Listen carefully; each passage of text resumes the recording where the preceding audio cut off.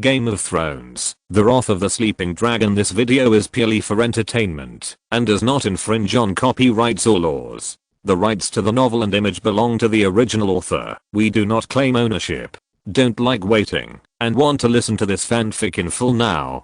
Subscribe to our Patreon, where you'll find the best fanfics. Chapter 826, The Last Door. After entering this door, Zuang saw the third illusion. He came to a city called Bravos. He saw a little girl with silver hair living happily here. A small courtyard was all she had.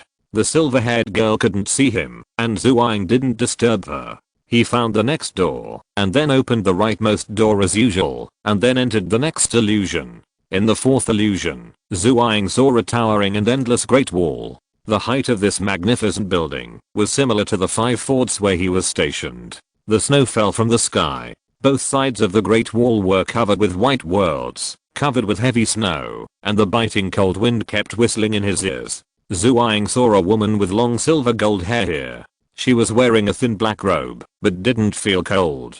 Her hair was long enough to fall to the ground, like a galaxy falling from the sky, reflecting the cold light in the dark sunlight. She stood here alone, with her back to the envoy from the Golden Dynasty, standing on the Great Wall, looking down at the distant north in silence. The snowflakes above her head were so big that they drowned her in the wind and snow in the blink of an eye. Because there was only a back view, Zuang could not see her face, and he instinctively sensed some sense of danger, just like the crown that he tried to guide him to pick up in the last illusion. At this moment, a desolate and low roar suddenly came from the top of Zuang and the woman's head. This sound penetrated the white wind and snow and scared Zuang below. Then he hurriedly raised his head and saw a huge figure hovering above the wind and snow and dark clouds above his head. What kind of monster is this? Zuang felt a little tingling on his scalp. He suddenly thought of the monster relief he saw on the wall of the palace in the last illusion. Could this be the prototype of that monster? Afterwards, Zuang did not dare to stay here. He also knew that, although this was a world of illusion, there were still dangers everywhere. Just as the wizard who sent him and warned him, if he was not careful, he would never be able to get out. The middle-aged man turned around and saw a castle on the Great Wall not far away. He ran over there, then opened the door on the far right and walked in, disappearing into this world. On the other side, when Zuang ran over, opened the door and disappeared, the silver-haired woman standing on the edge of the Great Wall who looked like she would fall down in one step also turned her head and looked in the direction of the door. She had an extremely beautiful face, with long silver gold hair hanging down to the ground, a pair of lavender eyes full of indifference, and a crown decorated with 5 dragons between the hair on her head. The dragon's neck was made of gold, the wings were made of silver, and the head was made of agate, jade, and ivory respectively. She squinted her eyes slightly at the direction where Zuang disappeared, and at this moment, the giant dragon hovering above her head swooped down from the sky and landed beside her, quiet and well behaved like a kitten. Zuang disappeared on the Great Wall and then appeared in the 5th illusion. The 5th illusion was that he witnessed a war that broke out on the seaside. He didn't recognize the 2 sides of the battle, but the battle was in full swing and very lively. The commanders of both sides were 2 white-haired old men. They deployed troops, planned strategies, and competed with each other in strategy, but in the end they could not decide the winner. Even the 2 commanders led their personal guards to the battlefield in person. In the end, one of the veterans was defeated by the other in a one-on-one duel, was shot and fell off his horse, and was drowned in the rolling iron hooves on the battlefield. It seemed that there was no life or death, and the defeated party fled in a hurry to the distance, and the winner chased hard behind, refusing to let the other party leave safely. Then Zuang opened the door again, and entered the 6th illusion. This time he returned to the palace of the 2nd illusion, but now there was no war, but heavy snow, and thin snowflakes covered the golden tiles on the ground. There was no joy in revisiting the old place.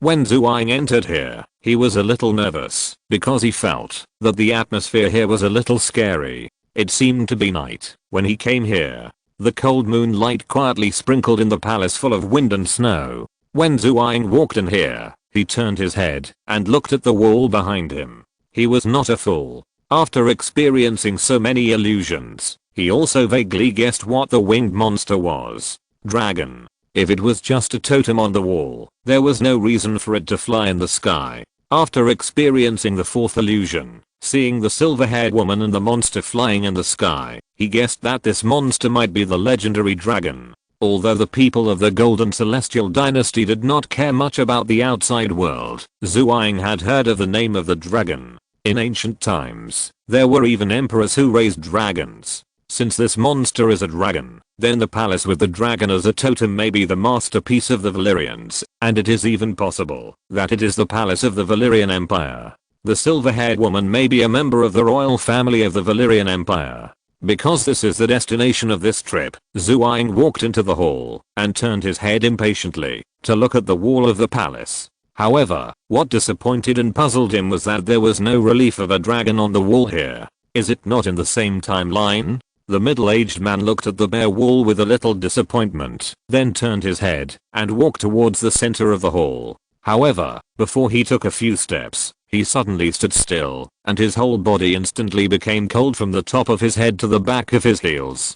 Because now under the cold moonlight, on the iron throne at the end of the steps in the same hall, a man with silver gold hair is sitting at this moment. His hair was long and a little messy. He leaned against the armrest of the iron throne in the shadows. He lowered his head, so that his face could not be seen clearly. He was motionless, as if he was asleep or dead. Above his head was a dead dragon's head. A pair of scalded eyes were coldly looking at the uninvited guest who accidentally broke into the place. It looked very much like the giant dragon relief that scared Zhuang in the second illusion.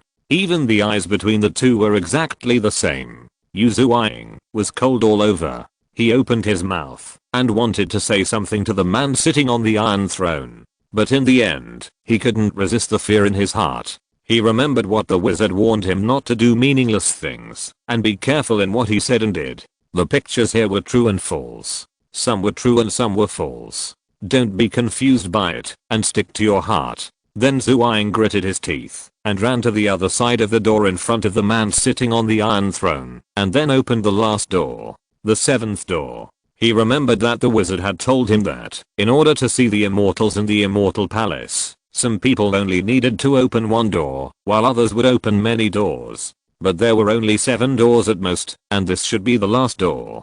Chapter 827 No Survivors. As a scout captain guarding the border of the Golden Dynasty, Zhuang had killed countless foreign enemies in his life, especially the Shrike birdmen and the monsters of the Grey Wasteland. Logically, he should not feel too much fear in his heart. However, the reality is that he is in an unknown environment. The scene in front of him is beyond his cognition.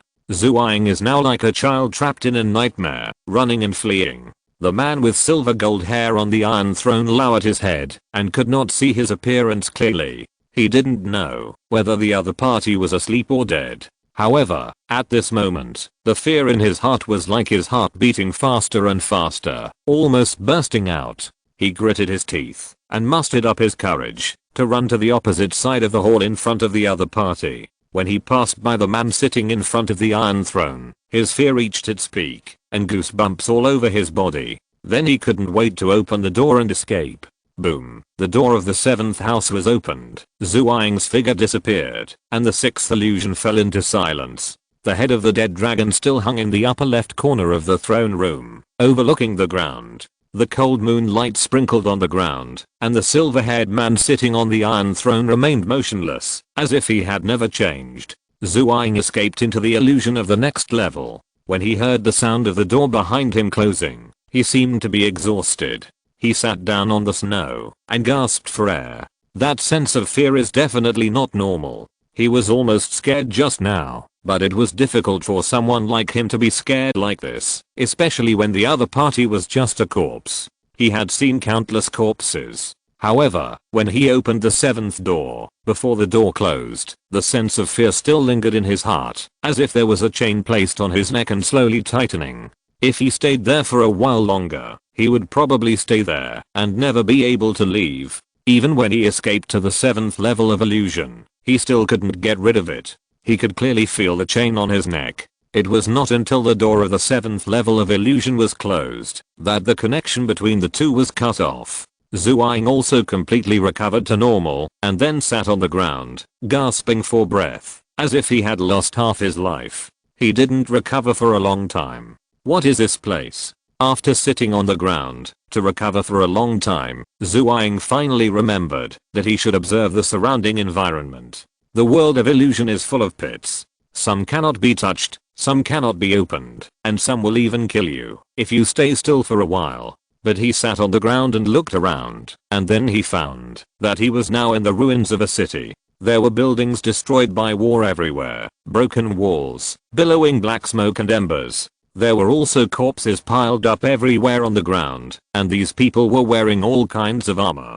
holding weapons that were also uneven. Even their faces, skin colors and hair colors were different, and they didn't seem to be from the same area. Where is this place? These people came from all over the world. Why did they come here to fight a war? Zuang took off the sword at his waist, used the scabbard as a crutch to support himself, and climbed up from the ground, then looked around carefully again, and couldn't help but ask these questions in his heart. It was obvious that he was now in a ruined battlefield. This may have been a prosperous city, but now it has turned into a scorched earth under the destruction of the war. He didn't know where this place was, let alone what kind of war this was. He looked around and didn't see a single survivor. The whole battlefield was quiet, as if there was only the sound of wailing wind and the crackling sound of burning flames, and he stood here, as if he was standing in the center of the world. A war with no winners. Everyone is dead. How is this possible? Zuang supported the scabbard with his hand, and his legs were a little weak. Then he walked forward with difficulty. There were corpses everywhere under his feet, but at this moment he had no fear, only deep doubts. That was why he felt that the fear just now was unusual. However, now he was staggering forward. In addition to the sound of the wind and the burning sound, there was also the sound of his footsteps. He hoped to find a survivor and ask him what happened here, or find the next door, open it, and leave here. But unfortunately, Zuang kept walking forward but never found the answer he wanted, nor did he find the door. Now standing in the same place and looking around, the surroundings were full of fog. There was a thin light above his head, like the rising sun, but it had not completely jumped out from the clouds. There was no intact building around, all were ruins. Where could he find the door on the far right? Therefore, Zuang could only hold the scabbard and keep moving forward. However, Zuang didn't know how long he had walked in the seventh illusion, and then suddenly stopped again without any signs. Because he had walked out of the ruins of this city, the world in front of him suddenly became clear, and he also realized that this was the real battlefield of these people, because the corpses here were densely packed in every corner of Zuang's sight, and even Zuang, who had seen big scenes, felt a little numb on his scalp. He had never seen a battlefield of this level. But he came to find the door, so although the densely packed corpses covering the ground made his scalp numb, he still mustered up the courage to move forward again. After that, he didn't know how long he had walked out, and there were still corpses everywhere in his sight, and he never stopped until a huge monster appeared in front of him. What is this? Zuang was struck by lightning when he saw the scene in front of him, because he saw a huge black dragon corpse lying quietly on the ground like a mountain, and the blood flowing out of its body dyed the whole land red, even the land under his feet. Dragons can die too? What kind of war is this? As a veteran soldier, he couldn't imagine how tragic a battlefield would be if even a terrifying creature like a dragon could fall. He didn't even know what method he could use to kill a dragon. However, Zuang got over his shock and realized that next to the huge dragon's corpse there was a looming figure half kneeling on the ground. It was unclear whether he was dead or alive, and next to him was a dragon spear that reflected a faint cold light. Chapter 828, The Collapse of the Immortal Palace. Who is he? Is he still alive? Is he the only survivor of this war? Seeing the figure looming in the morning fog in the distance, Zuang's inattention rose again for some reason. However, there was no clue of the door around. The dragon's body and the figure half kneeling on the ground were the only unusual places besides the mountains of corpses and seas of blood. Therefore, even though Zuang felt uneasy, he still walked over there, holding the scabbard with one hand and the hilt with the other hand. If he encountered any accidents, he could pull it out at any time. But Zuang was a little nervous and his heartbeat accelerated. He walked forward a few steps holding the hilt in his hand.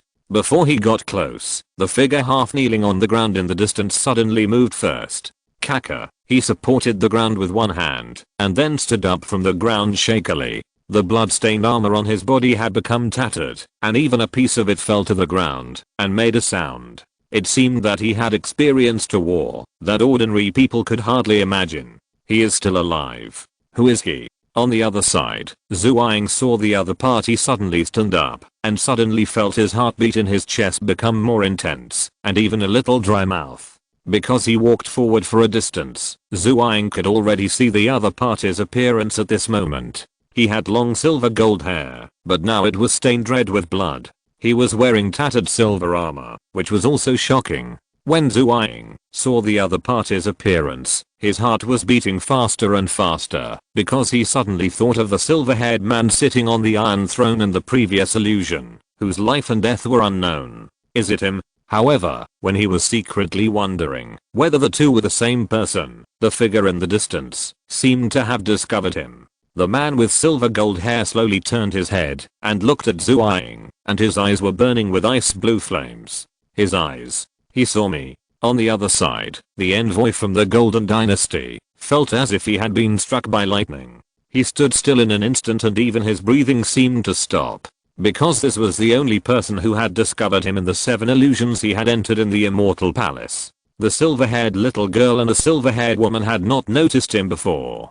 The silver-haired woman wearing the 5-dragon crown noticed something unusual the moment Zhuang left, but Zhuang himself was unaware of it. Moreover, the other party's eyes were also very eye-catching, with ice blue flames burning in them. Although Zhuang didn't know what it was, he instinctively sensed a strong sense of crisis. Oh no. Then he wanted to turn around and run away, but for some reason his feet seemed to be stuck in a quagmire, and he couldn't move. What's going on? Zhuang was shocked and angry. He knew very well that his mind was very clear now, and he knew what he was going to do now. He was not scared, but he couldn't control his body anyway. The other party's gaze was like a spell that stripped him of control of his body from a distance. However, Zhuang was terrified. This feeling of being slaughtered was very uncomfortable, like a fish nailed to a chopping board. However, the man with silver gold hair in the distance did not care about this unexpected intrusion, who could be crushed to death at will.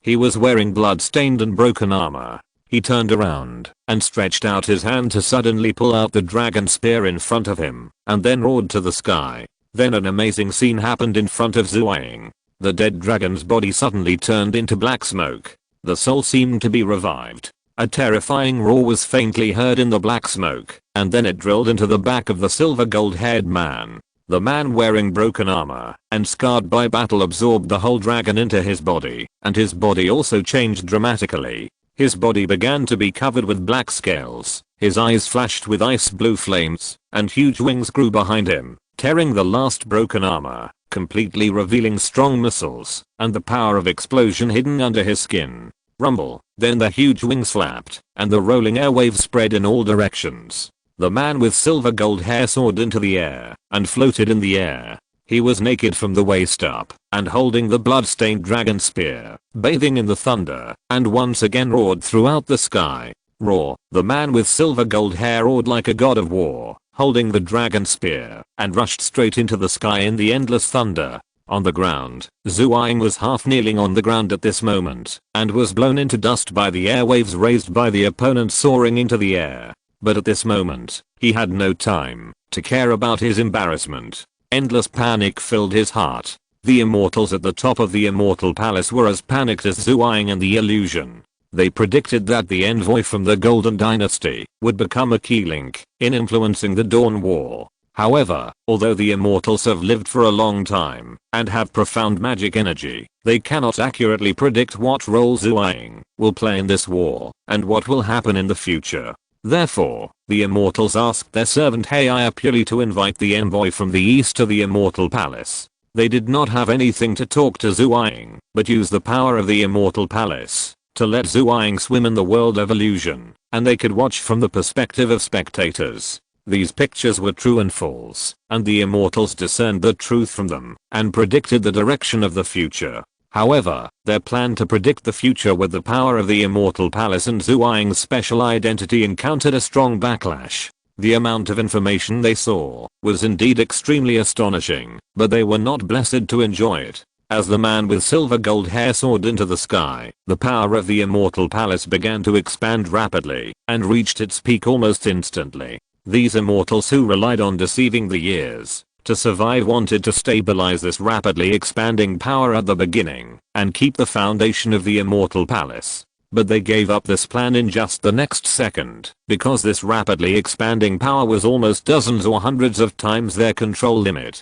It's like a trickling stream facing the vast ocean. Escape. Then, on the top floor of the Immortal Palace, the immortals who had lived like mummies for who knows how many years gave up decisively and prepared to flee. They hid here collectively and lived a miserable life, so they naturally cherished their lives very much. Therefore, they turned into smoke and went in all directions to escape from the Immortal Palace. No one cared about Zhuang, who was still in the illusion. Unfortunately, the immortals tried the forbidden areas that they could not reach, and they would inevitably encounter the backlash of the taboos. Now it was too late to escape. There was no window in the Immortal Palace as a whole, so they had to fly down from the top floor, fly to the first floor, and then open the door to escape. But now there was no time for that.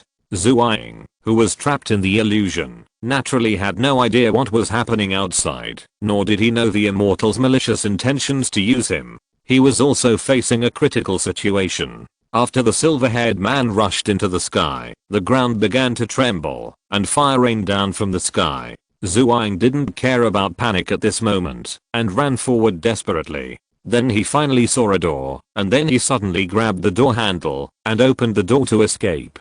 Zhuang escaped from the back door of the Immortal Palace, sat on the ground, and gasped for breath. He didn't know what happened, and then this Immortal Palace, which had existed for who knows how long, exploded in front of his eyes. If you're listening to this novel on a channel other than Fanfic World, it means they downloaded and uploaded it without effort. We cordially invite you to visit our channel, Mundo Fanfic Novelos. There you'll find the original version of this story, and you can explore many other novels of various genres. We're waiting for you to immerse yourself in a world of incredible novels. Chapter 829, Ocean Behemoth. There was a huge explosion in Karth, and the Immortal Palace was destroyed in a riot of magical energy. Except for Zhuang, the envoy of the Golden Dynasty to the Valyrian Empire, who escaped by chance, all the other immortals were buried in the Immortal Palace. Thousands of miles away, Viserys suddenly woke up from his sleep in the bedroom of Koha. In fact, according to Viserys' current ability, he no longer needs sleep or even food,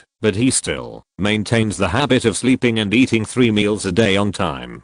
Because this will remind him all the time that he is still a human being. Even if he doesn't eat much in one meal and doesn't waste it, the world doesn't lack his food.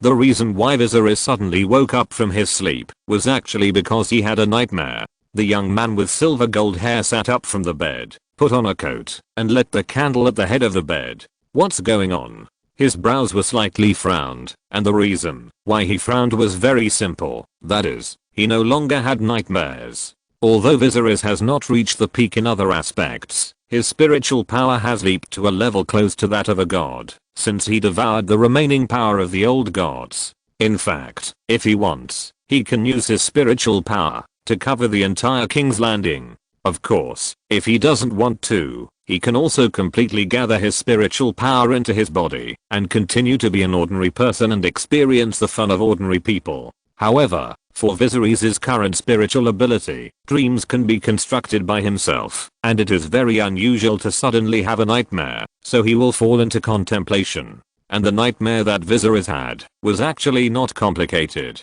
He dreamed that he was in a very tragic battlefield, and even his partner Balerion fell. In the end, he absorbed the soul of the Black Dragon into his body, and then entered a mysterious state. He and Balerion's soul seemed to be combined together, and then he flew into the sky, and killed the kingdom of God in the sky, vowing to overthrow the gods in the sky. This nightmare seems to be a bit beyond reality, but considering some of Viserys' previous actions, it is not without traces. Will I reach this point in the future?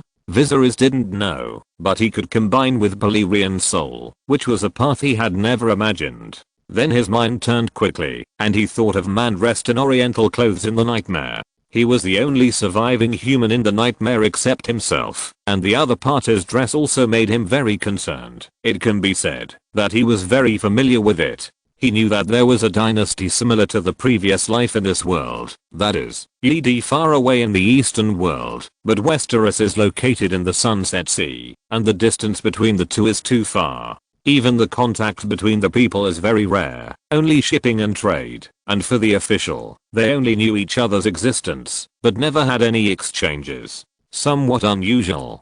Viserys' doubts rose slightly, and there were many doubts about the whole thing, but he put it down immediately. No matter what, this was a nightmare. Since he woke up, he would definitely not be able to return to the dream world. And since he had this reminder, he would definitely be more careful in the future, and would not easily get involved in dangers that could threaten him. Recently, the human coalition has been gathering towards the base camp of Koha. Some of the fast vanguards have arrived, and the human soldiers who fled from the east have also been received here one after another. Now the war reports from the front line are coming frequently. It is known that the kingdom of Ivervlin, the kingdom of Orba, the kingdom of Sana, the holy city of Viz Dothraki, and the sacred mountain of the grassland people, the Our Lady of Mount, have all fallen, and a large area of land has become a restricted area. The Dothraki, led by their king Mengo Khal, did not resist, and decisively abandoned the holy city and the Our Lady of Mount, and migrated to the east.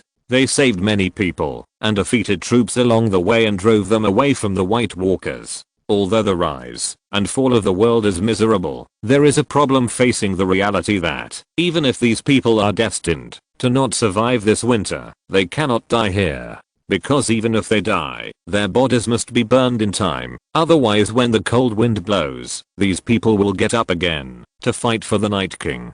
Since the establishment of the human coalition, although the armies from all over the world have not yet assembled, the intelligence has been fully established. People exchanged intelligence about the White Walkers, and finally found some clues of the White Walkers' activities. After the fall of Iban, the White Walkers quickly landed on the continent of Essos. How did these guys swim across the Bay of Whales? As far as I know, the Bay of Whales is very deep. Then don't you know? There are a lot of ships on Iban, and the White Walkers can row over with these ships. Someone asked, and another person explained. At this time, a prince of the kingdom of Oba raised his hand tremblingly and said, I heard that the untouchables below reported that he claimed to have witnessed a legion of dead people coming out from under the sea. They won't drown anyway, maybe they just walked from the bottom of the sea. However, the words of the prince of the kingdom of Oba caused ridicule from others. Your Highness, you must know that there is pressure at the bottom of the sea.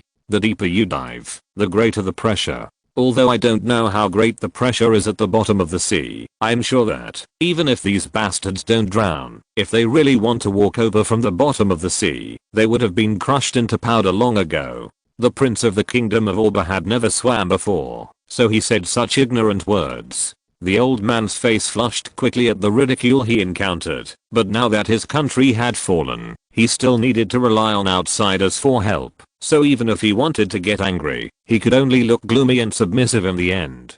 But if they walked along the sea from News to the Orba Peninsula and then raided, that's possible. At this time, a grey-robed spoonkeeper from Bravos spoke calmly, and his words made everyone present nod slightly. This statement does make some sense. After the fall of News, these dead men suddenly appeared on the Orba Peninsula, catching the coalition forces off guard. Then the kingdoms of Orba and Sala fell quickly. Now it seems that this is the most likely scenario. And then the expression of the grey-robed spoonkeeper became slightly serious. I received news from the front line yesterday. The naval fleet of Bravos has arrived at Iban Island, but was attacked by some sea monsters. I would like to remind everyone that the sea may not be safe now. Chapter 2 Wait a minute. Chapter 830 Essence. As the representative of Bravos, the keykeeper named Basero was located at the headquarters of the coalition forces of Koha. The keykeeper was an official of the Iron Bank of Bravos and a descendant of the 23 founders of the Iron Bank. Therefore, if anyone was qualified to represent Bravos at the headquarters of the coalition forces, the keykeeper must be qualified. Yesterday, news reached Basero that the invincible fleet of Bravos had arrived at their combat area first, cutting off the White Walkers' retreat to Iban Island and burning the ships they used to cross the sea. However, the fleet of Bravos was advancing in the dark on the sea and encountered other troubles before they touched the edge of Iban Island. That is, some marine creatures began to attack the ships. As the name suggests, Whale Bay is a bay in the Shivering Sea, located on the southwest coast of Iban Island. Many small islands of Iban are in it. The seawater here is warm, and huge and gentle marine monsters live here all year round.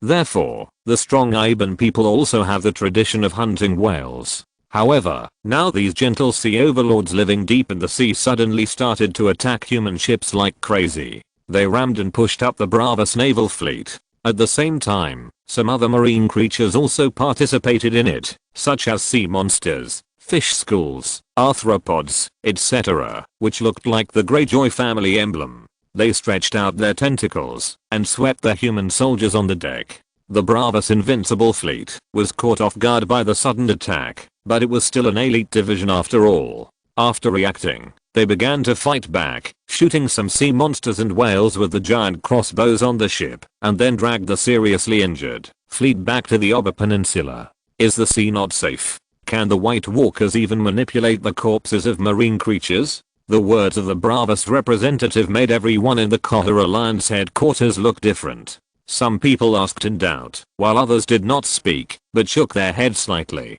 How fresh. It has been confirmed long ago that there are creatures other than humans in the army of the dead. In the first war between humans and the White Walkers in Westeros, the bodies of wild beasts such as ice spiders, mammoths, and dire wolves were controlled by the White Walkers and participated in the war. In the second war between humans and the White Walkers, the shadow of an ice dragon even appeared on the Essos continent. Although this ice dragon only appeared once, when it attacked Iban Island, the survivors claimed to have seen an ice dragon hovering over Iban port, spewing ice blue flames and cold mist to kill many people. However, there has been no second sighting of this ice dragon so far, but it is obvious that ice dragons are more difficult to deal with than those ice spiders, dire wolves and other creatures. The strength of the White Walkers has become stronger after a period of precipitation, which is a fact that everyone can see. Because this ice dragon has never appeared since the attack on Iban Island, the human coalition does not know where this ice dragon is now. It was also for this reason that Viserys did not dare to bring all the dragons here, but left 2 adult dragons on the wall. Viserion and Regal were driven by his 2 wives, and 5 young dragons were left in King's Landing. Although the people at the headquarters of the human coalition did not speak, everyone's expression was still slightly uneasy after hearing such bad news. You must know that many of the coalition's material transportation and soldier transportation are still dependent on sea transportation, especially the support of the Valyrian Empire, the main force of the human coalition. For this war, the White Walkers can control marine life, and the sea is no longer safe, which is definitely very bad news for humans, and it also forms a certain obstacle to the integration of the coalition. Even many representatives of various countries and city-states present have secretly made up their minds that for the sake of their own lives, they will not take the sea route in the future. Although there are also dangers on land, it is generally safer than on the sea. Humans have a natural distrust of the capricious sea, not to mention that now we know what kind of monsters are hidden under the deep sea. Viserys was also in this pre-war meeting, but he rarely spoke, but everyone present frequently looked at him. Because everyone knew that the key to this war was Viserys, and he was also the supreme commander of the entire human coalition, with the right to mobilize the armies of all countries and city-states. There is another issue worth noting, everyone. That is why the White Walkers did not choose to attack V's Dothrak directly after landing in Newers, but instead headed towards the kingdom of Ivervlin, the Orba Peninsula, and the kingdom of Sana in the west. Viserys said after a moment of silence, and his words made everyone present look at each other in bewilderment. They really had not noticed this problem before. Could it be that the White Walkers also know that the Dothraki are not easy to mess with? Then someone spoke, but it caused others to shake their heads. The Dothraki were not easy for them to mess with. They beat up their neighbors around them, but the White Walkers would not be afraid of the fighting power of the Dothraki. Viserys' brows relaxed slightly, and then he tapped his fingers twice on the map without saying anything. He had an answer in his heart, which was also the experience he had summed up after the last battle with the White Walkers. It seems that it is not so easy for the White Walkers to attack southward.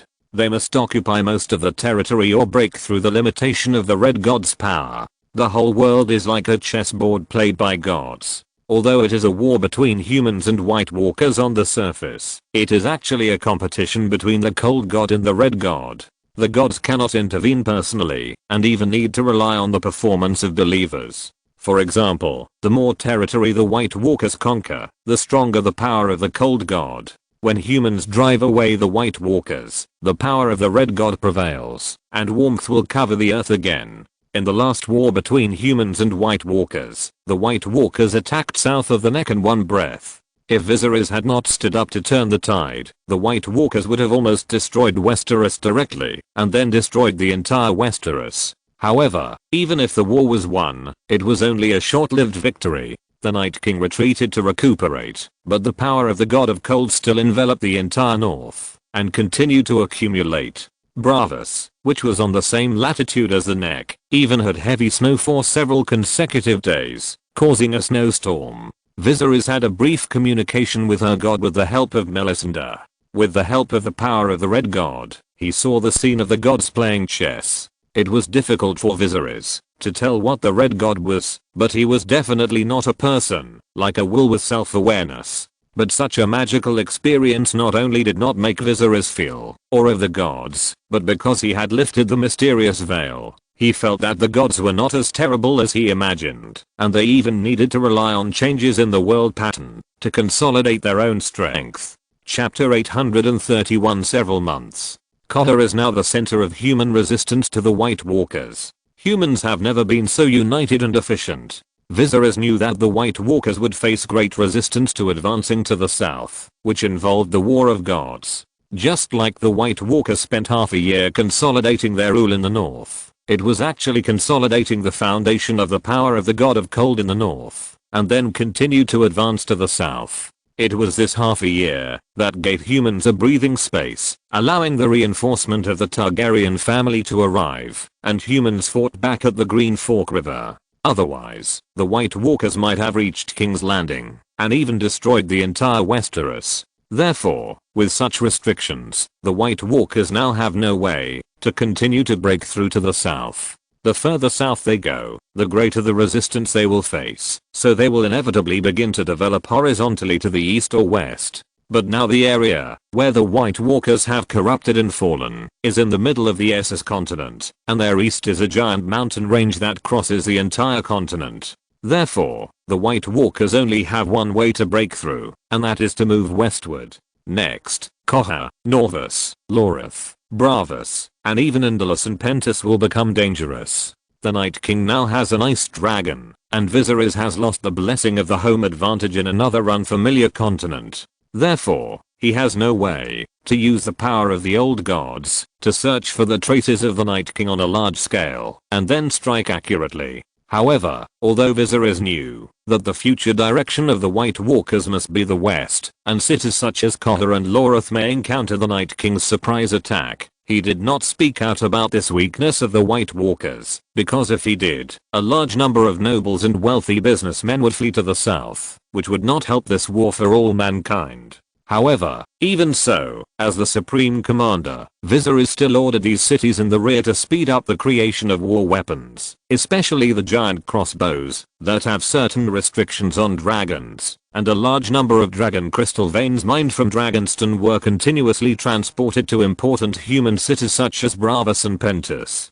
Weapons made of dragon crystal have the ability to kill both the White Walkers and the army of the dead, while ordinary human swords have no effect. However, although there are many dragon crystal veins on Dragonstone, they are not enough to arm these hundreds of thousands of troops. Therefore, these dragon crystals are mainly used to create some necessary weapons, such as the crossbow arrows of the giant crossbow. If the ice dragon can be shot and killed, it would be great. Of course, this is just a hope. Viserys did not put all his hopes on winning the lottery. However, during this period, humans fully opened the war machine, and the efficiency was really amazing.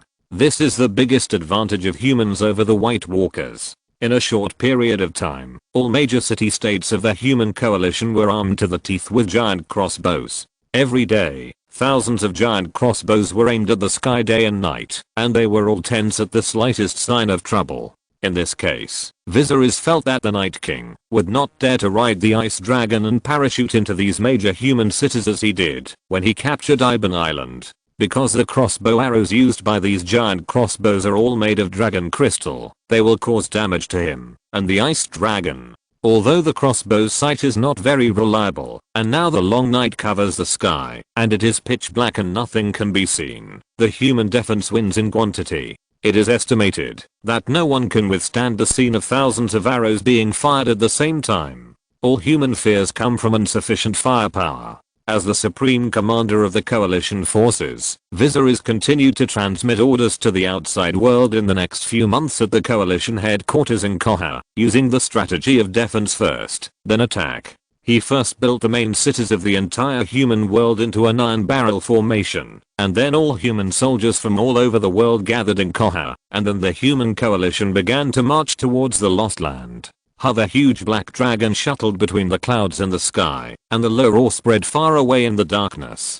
Viserys was riding on Valyrian's back at the moment. He was wearing Valyrian steel armor, his long silver gold hair fluttering in the wind, holding a dragon spear, squinting his eyes, and looking into the distance. As partners fighting side by side, the relationship between Viserys and Valyrian, one man and one dragon, was already very deep. However, recalling the nightmare he had a few months ago, Viserys was still a little uneasy. Valyrian seemed to sense Viserys' thoughts and roared again. "Don't worry." Valyrian's roar made Viserys come back to his senses slightly, and then he gently patted the scales on the back of the black dragon, and then spoke softly with a firm tone. "No matter what, I will not let you die." Viserys did not believe in fate. If he believed in fate, he would have died when he fought with the young Drogo. That was the real crisis. The disaster was imminent, and he could not hide, and could only choose to resist.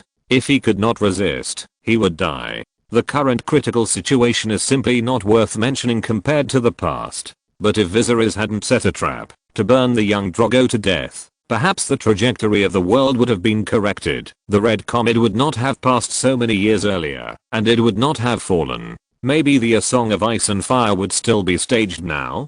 Daenerys would have taken up the banner and become the Dragon Mother, and Rhaenys' fate was indeed changed by him from the moment she pulled the carriage.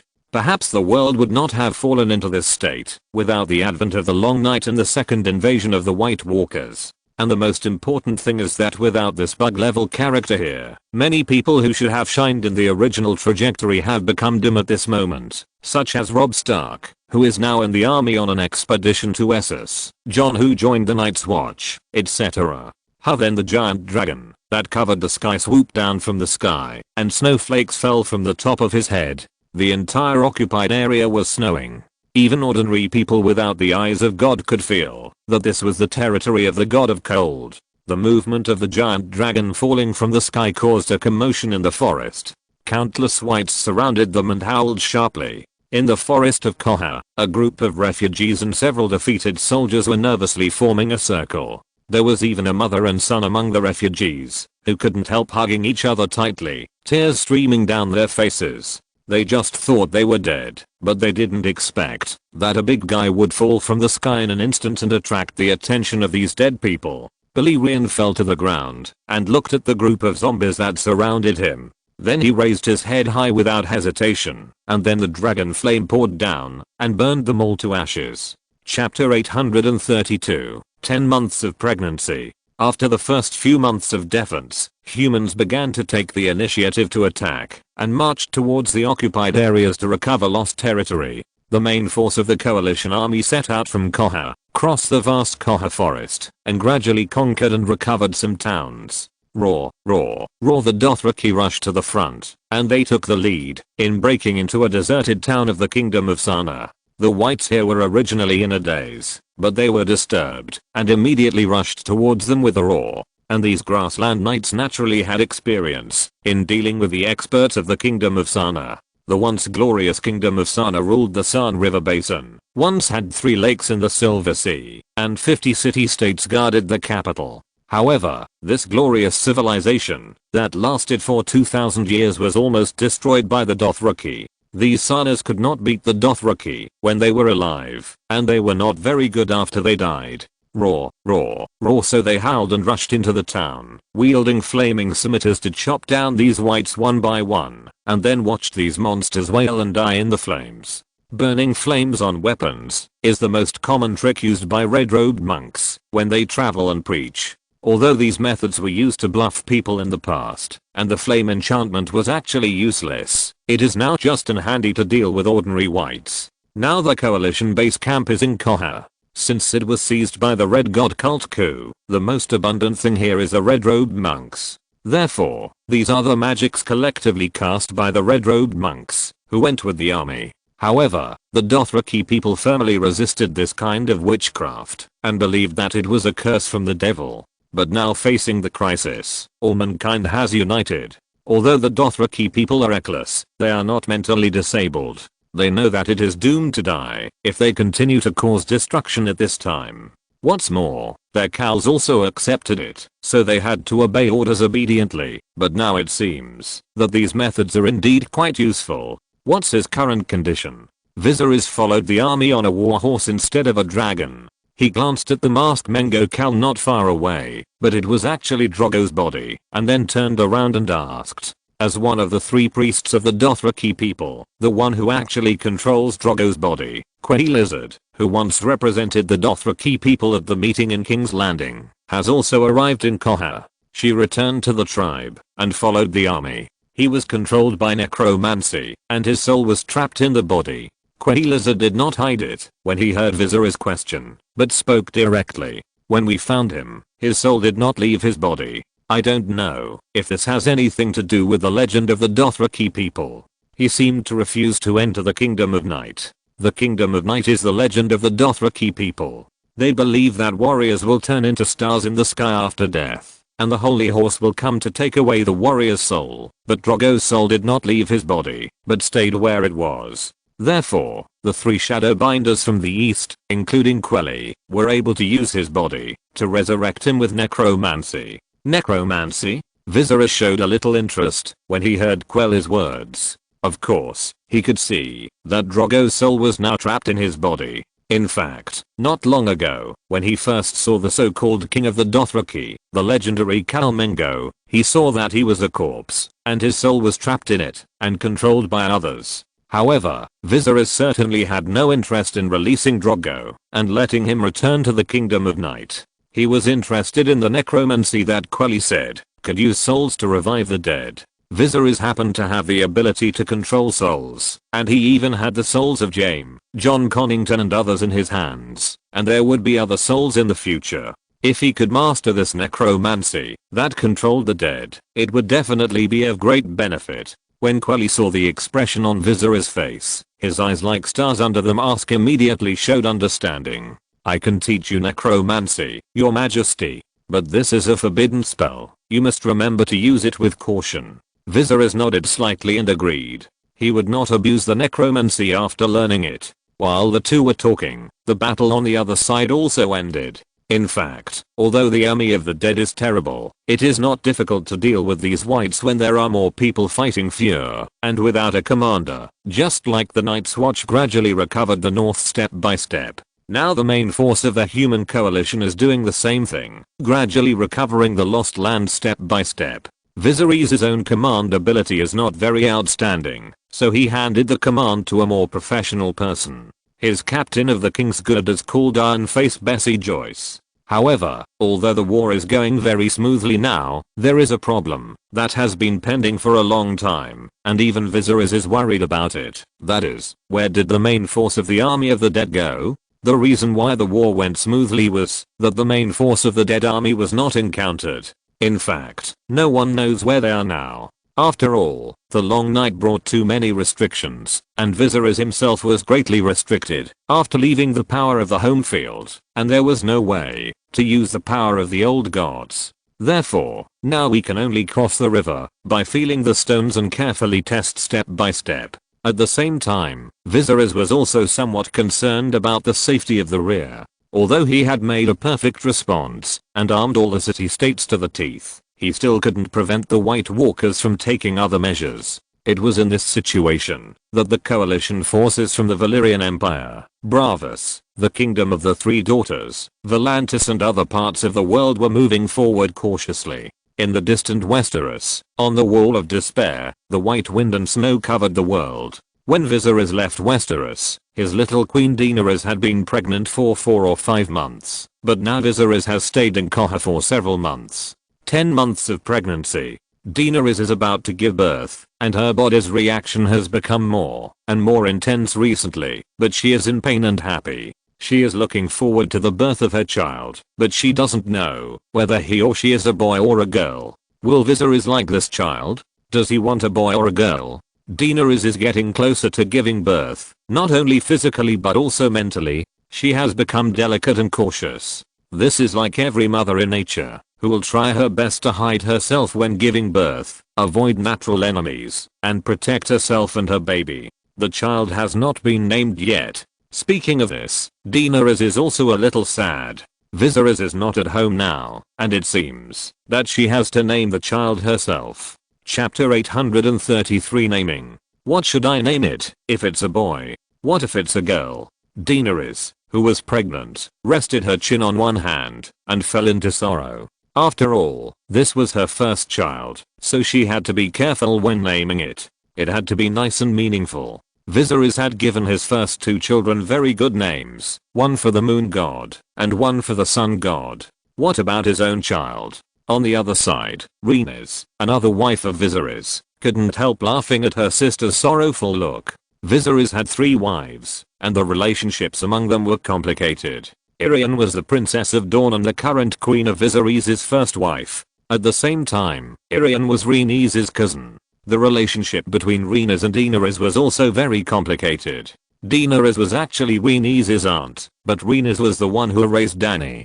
Because of this, the two of them discussed and simply called each other sisters. As Viserys' second wife and older, Rhaenys was naturally the elder sister. Daenerys was the youngest and married to Viserys the latest, so she was naturally the younger sister.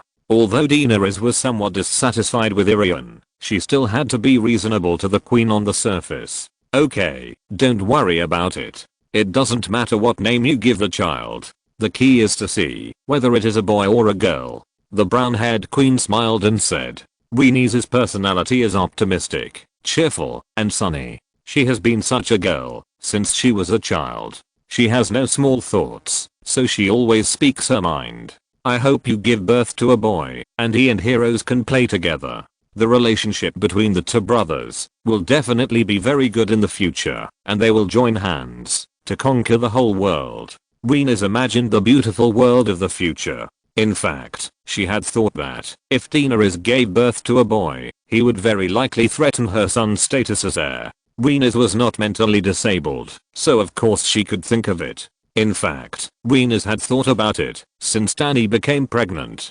However, she felt that if Viserys was here, he would be able to properly handle these issues. If Heroes was good enough, he would have no chance of escaping the Iron Throne. If Heroes really didn't have the ability, Rhaenys would have no complaints if he was deprived of the right of inheritance. After all, occupying a position without ability was indeed the cause of civil strife. Rhaenys' personality made her feel very open-minded about this problem at least now, and she didn't worry about her son's future.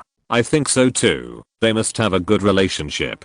Daenerys on the other side was also amused by her sister, and she couldn't help but smile slightly, all of which were beautiful expectations and fantasies about the future. After all, humans are still in a desperate situation now, and the expectation of the future has become the only thing they want to do most. The silver-haired girl gently touched her bulging belly, and she could clearly feel that a little life was constantly being nurtured and was about to break away from her body. Then do you want to crush a piece of dragon crystal to inform Viserys and let him give your baby a name in advance? Rhaenys looked at the intoxicated expression on Daenerys' face and couldn't help but tease again. Before leaving King's Landing, Viserys ordered the 4 glass candles stored in the treasury to be sent to 4 places. Among them, there was a black glass candle at the wall where the two dragon riders, Venus and Inaris, were stationed. The glass candle has been rekindled since the wave of magic revival began, and it has been burning for so many years without any change, as if it will never burn out. However, Viserys had never mastered the magic to activate the glass candle, so it was left idle in the treasury. Now that he has mastered it, he will naturally use it. This black glass candle was transported to the wall, and there were 10 dragon crystals that stored magic. Viserys told Rhaenys and Daenerys that, if they encountered danger or any emergency, they could crush one of the dragon crystals, and then tell the glass candle what happened, and he would know, or use the light of the glass candle to shine, and he could also see it from a very far distance. Glass candles are a very powerful treasure. After mastering the correct use, they can allow one's vision to cross mountains, oceans, and deserts. Sitting in front of such candles, the wizards of ancient Valyria can enter other people's dreams to show illusions, or exchange information across half a world. However, Viserys has not yet mastered the function of entering other people's dreams to show illusions. Now he can only use glass candles to transmit information. Therefore, he puts these glass candles in important places, so that he can be notified quickly in case of any emergency. These 10 dragon crystals that store magic are very important, so Rhaenys and Daenerys have not used them for such a long time, for fear of wasting them and delaying the business when they are really in danger. Naming a child is obviously not an important matter, and a precious dragon crystal should not be wasted. Of course not. Daenerys snorted twice when she heard Rhaenys' words. She knew that the other party was teasing her expectation just now. But in fact, Rhaenys was the same as herself before Heroes was born, but Daenerys was worried at that time, and was not in the mood to laugh at the other party. After the joke, Rhaenys also restrained some of the expression on her face and spoke seriously. Dany, you have to take care of your body during this period.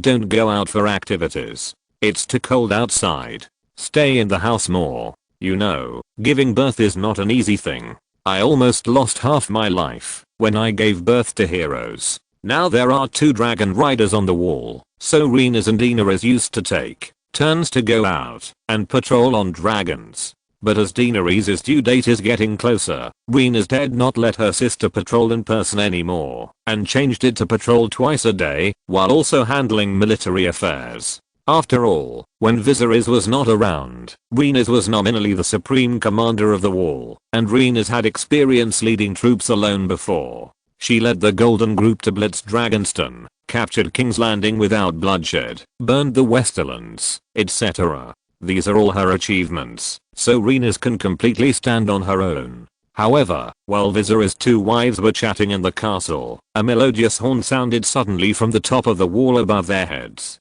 Chapter 834, Ice Dragon Attacks. Woo, the melodious horn sounded on the Great Wall, and it spread far in the darkness. The 2 sisters in the King's Tower below the wall were slightly stunned.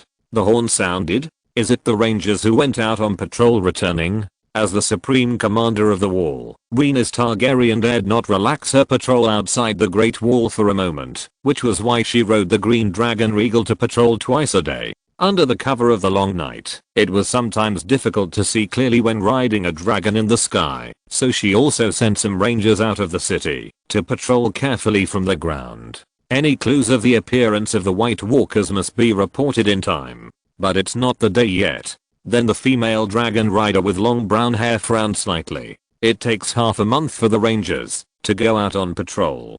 Before setting off, they will bring enough dry food, drinking water, and even kerosene for heating the tents, so as to ensure that there are no blind spots in the coverage area and patrol routes. But the last ranger team had been out of the city for less than 10 days. How come they came back early?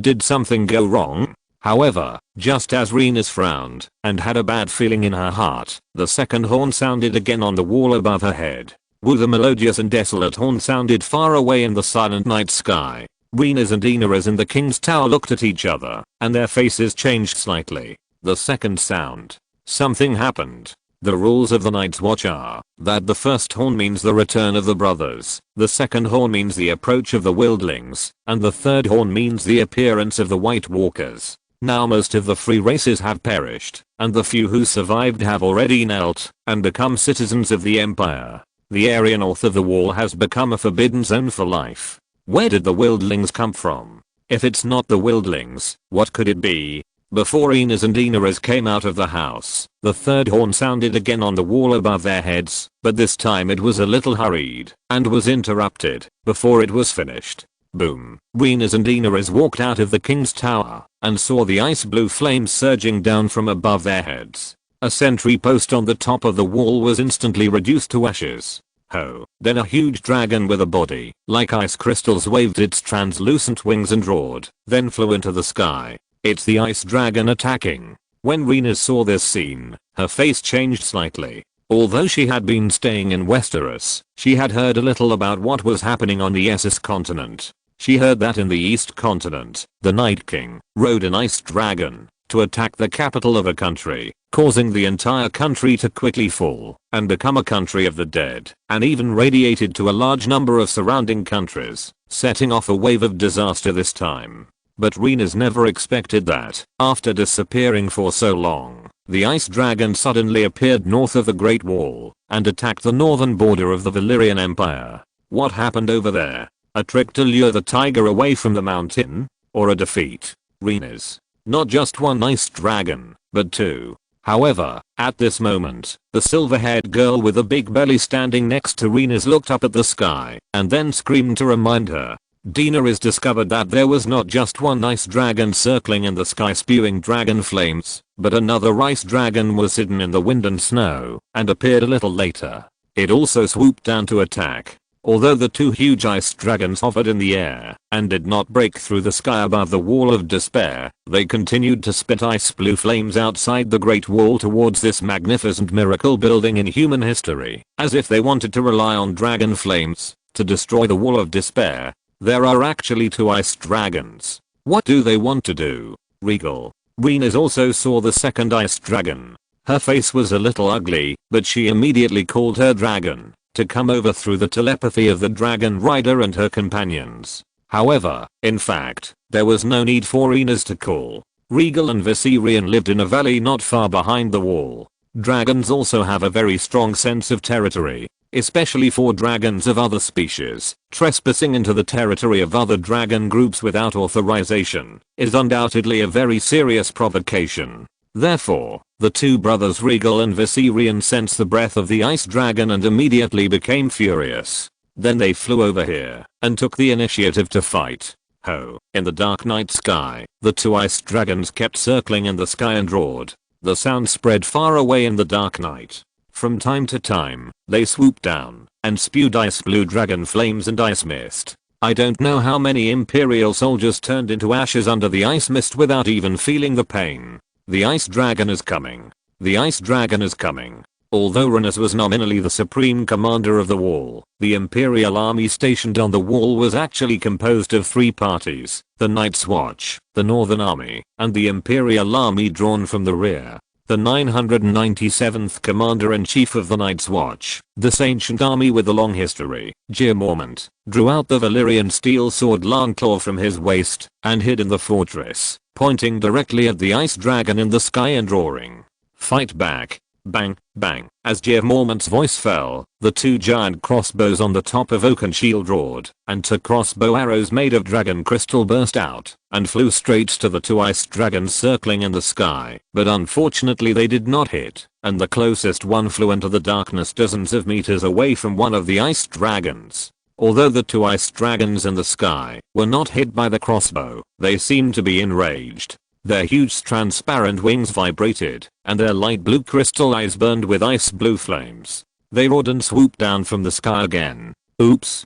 Gian Mormont, the commander-in-chief of the Night's Watch, who was hiding in Oakenshield, saw the ice dragon swooping down in this direction, and his face changed slightly. Hide quickly. The ice dragon was enraged by the giant crossbow just now, so he wanted to destroy the things that could threaten his safety first. However, at this moment, the roar of the dragon came from the dark night sky south of the wall, but it was not like the cold brought by the ice dragon, but a thorough heat, which could be heard from its roar. Roar. Then in the dark night sky, a bronze dragon with eyes burning with anger suddenly fell from the sky and then opened its huge mouth and fiercely bit one of the ice dragons. Chapter 835 Ace Air Combat. Regal suddenly descended from the sky and started to bite one of the ice dragons. At this moment, Rhaenys was already wearing armor and wearing the Valyrian steel sword Dark Sister on her waist. She was sitting on the back of the dragon and fighting side by side with her companions. The relationship between dragons and dragon riders is complementary. A dragon rider without a dragon is like having his legs cut off, and a dragon without a dragon rider will also reduce its will to fight. If it encounters a slight setback, it may choose to escape instead of fighting to the death. Regal. Bite its wings. Rhaenys sat on the dragon's back, holding the saddle ring tightly with both hands. The wind whistled in her ears, and she saw the weakness of the ice dragon at a glance. The ice dragon in front of her had a thick neck, covered with ice and snow, and its eyes were light blue crystals, which were burning with ice blue flames. Ice dragons are a kind of legendary dragons. They are stronger than Valyria's fire dragons, but their wings are translucent and even covered with a thin film. Obviously, they are not as strong as the wings of the brothers Regal and Viserion. Therefore, Rhaenys sat on the dragon's back and commanded Regal to bite the wings of the ice dragon. Roar. The ice dragon was suddenly attacked by Regal, but it did not panic. Instead, it fought back, opened its huge mouth, and revealed its sharp teeth, and also bit the neck of the bronze dragon. A fierce fight broke out between the two giant dragons, one ice and one fire, in the sky outside the wall. On the other side, another ice dragon saw that its partner was attacked, and it roared deafeningly and rushed over here, but was blocked by Viserion, the mount of the second adult dragon, the little queen Daenerys, on the human side. Daenerys was pregnant and was about to give birth. There was no way for her to fight side by side with her partner in person, so she could only rely on Viserion to play by himself. Viserion, it's up to you. Daenerys' face was slightly pale. She ignored the objections of her maids and guards and insisted on standing outside with her big belly, looking up at the sky above her head, cheering for her sister and companions. And Viserion seemed to have felt the will of his companions. The white and gold dragon stretched its wings and soared rapidly in the air and then roared. It blocked the second ice dragon from attacking Regal, raised its head high, and opened its huge mouth. A touch of red light flashed in its throat, and then a large piece of red dragon flame mixed with light golden light poured down towards the distant enemy. Viserion attacked the second ice dragon, and the second ice dragon was not afraid and roared as well. The spray of ice mist and Viserion's dragon flame collided violently. The dragons were fighting in the sky, and the dragon flames and ice mist fell from the sky like heavy rain. Many soldiers could not dodge and screamed in pain. Some rolled on the spot, and some even fell from the Great Wall and broke into meat patties. Scatter, scatter, be careful to avoid. The old commander Mormont, who was commanding the battle on the Great Wall, waved his Valyrian steel sword and shouted loudly. The sudden appearance of their own dragons to block the two rampaging ice dragons really made the defenders on the Great Wall breathe a sigh of relief. But in the war between dragons, it is difficult for humans to intervene. After all, humans do not have wings and cannot fly in the air. Moreover, the size of the dragons is too large, and human soldiers are like small ants in front of them. Perhaps the only weapon that can threaten the dragons is the giant crossbow on the Great Wall, especially the crossbow arrows made of dragon crystal. If they hit the target, they should theoretically kill the ice dragon. But correspondingly, we should also pray that the crossbow arrows fired by the giant crossbow can hit the opponent and break the opponent's thick scales. Although the scales of an ice dragon are not as thick as those of a fire dragon, the surface of the ice dragon's body is covered with a layer of frost, and it is difficult to tell how hard it is. If you can't shoot through the scales of an ice dragon, perhaps even dragon crystals can't hurt it. In the sky, Rhaenys was riding on the dragon's back. The wind was fierce, and the snow and fog almost made it impossible for people to open their eyes. She held the saddle ring on the dragon's back tightly and dared not slack off. However, at this moment, the female dragon rider on the dragon's back suddenly felt a danger approaching, and there was also a sharp sound of breaking through the air. She turned her head suddenly while sitting on the dragon's back and saw an ice spear flying towards her. It was close before Ines could even see it clearly. Whoosh, oops. The ice spear came with great force and speed, but Ines' reaction was also very fast. She suddenly lay on the dragon's back, and the ice spear flew over her head, almost sticking to her back, and flew straight into the dark night sky in the distance. That was a close call. Who was it? Ines dodged the ice spear while lying on the dragon's back, but she was suddenly shocked and broke out in a cold sweat. She had never expected that someone would suddenly attack her. Then, when the female dragon rider sat up again in shock and looked in the direction of the ice spear, she saw an old white walker with white hair, a long snow-white beard, ice blue flames burning in his eyes, and the Stark family emblem on his chest. He was riding on the back of the ice dragon, and was the dragon rider of this ice dragon, but Ines had not noticed him just now. At this moment, he saw that the ice spear he threw did not hit the human dragon rider, and his eyes showed obvious disappointment. But then he let out a sharp whistle like the breaking of ice, and ordered the ice dragon under him to rush towards Regal and Rhaenys again. It's an ancient king of the north. Rhaenys recognized him immediately when she saw him, especially the Stark family emblem he was wearing. Rhaenys also knew that the Night King dug up the ancestral tombs of the Stark family after he broke through Winterfell and revived the kings of the north who had been buried in the cellar for generations. People even rumored that there was something wrong with the bloodline of the Stark family, and that the Stark family was actually the descendants of the White Walkers. Because in historical legends, another Night King, the 13th Commander-in-Chief of the Night's Watch, came from the Stark family, and he also married a female White Walker. Regal. Kill him. However, Rhaenys was not afraid, because the other party might be a famous king of winter in history. There were hundreds or even thousands of winter kings in history, but only 100 or 200 were resurrected by the Night King. It seemed that most of the mediocre northern kings who died too long ago were not even qualified to be resurrected. The female dragon rider frowned, tightened the saddle ring on the dragon's back, and then ordered her partner Eagle to take the initiative to attack. If you're listening to this novel on a channel other than Fanfic World, it means they downloaded and uploaded it without effort. We cordially invite you to visit our channel, Mundo Fanfic Novelos. There you'll find the original version of this story and you can explore many other novels of various genres. We're waiting for you to immerse yourself in a world of incredible novels. Chapter 836 Enlightenment. A fierce battle was going on in the sky. Rhaenys rode on Regal and joined forces with the white dragon Viserion to fight against two ice dragons. However, there was only one dragon rider on the human side, so it was at a disadvantage. Viserion's partner Daenerys could not fight alongside him now. The two ice dragons on the ice dragon side had dragon riders, driven by two northern kings who had transformed into white walkers. Although Rhaenys could not call out their names, they must have been famous people in history. Your Majesty, Your Majesty, hide in the castle quickly, it's too dangerous for you to be pregnant outside. Four dragons were fighting in the sky, but on the ground at the foot of the Great Wall, Daenerys was unwilling to hide in the castle or the cellar, and she remained indifferent, no matter how her maids and guards persuaded her, because the girl looked weak in appearance, but was actually very strong in her heart. Her companions and sister were fighting in the sky, and she didn't want to be a deserter. However, at this moment, the noose elevator on the wall made a creaking sound, and an old man with a bald forehead full of wrinkles and a pair of white blind eyes walked down the elevator with the help of his fellow Night's Watch brothers. The wall was too dangerous. The dragons were fighting on the top of the wall, and some things would fall from time to time.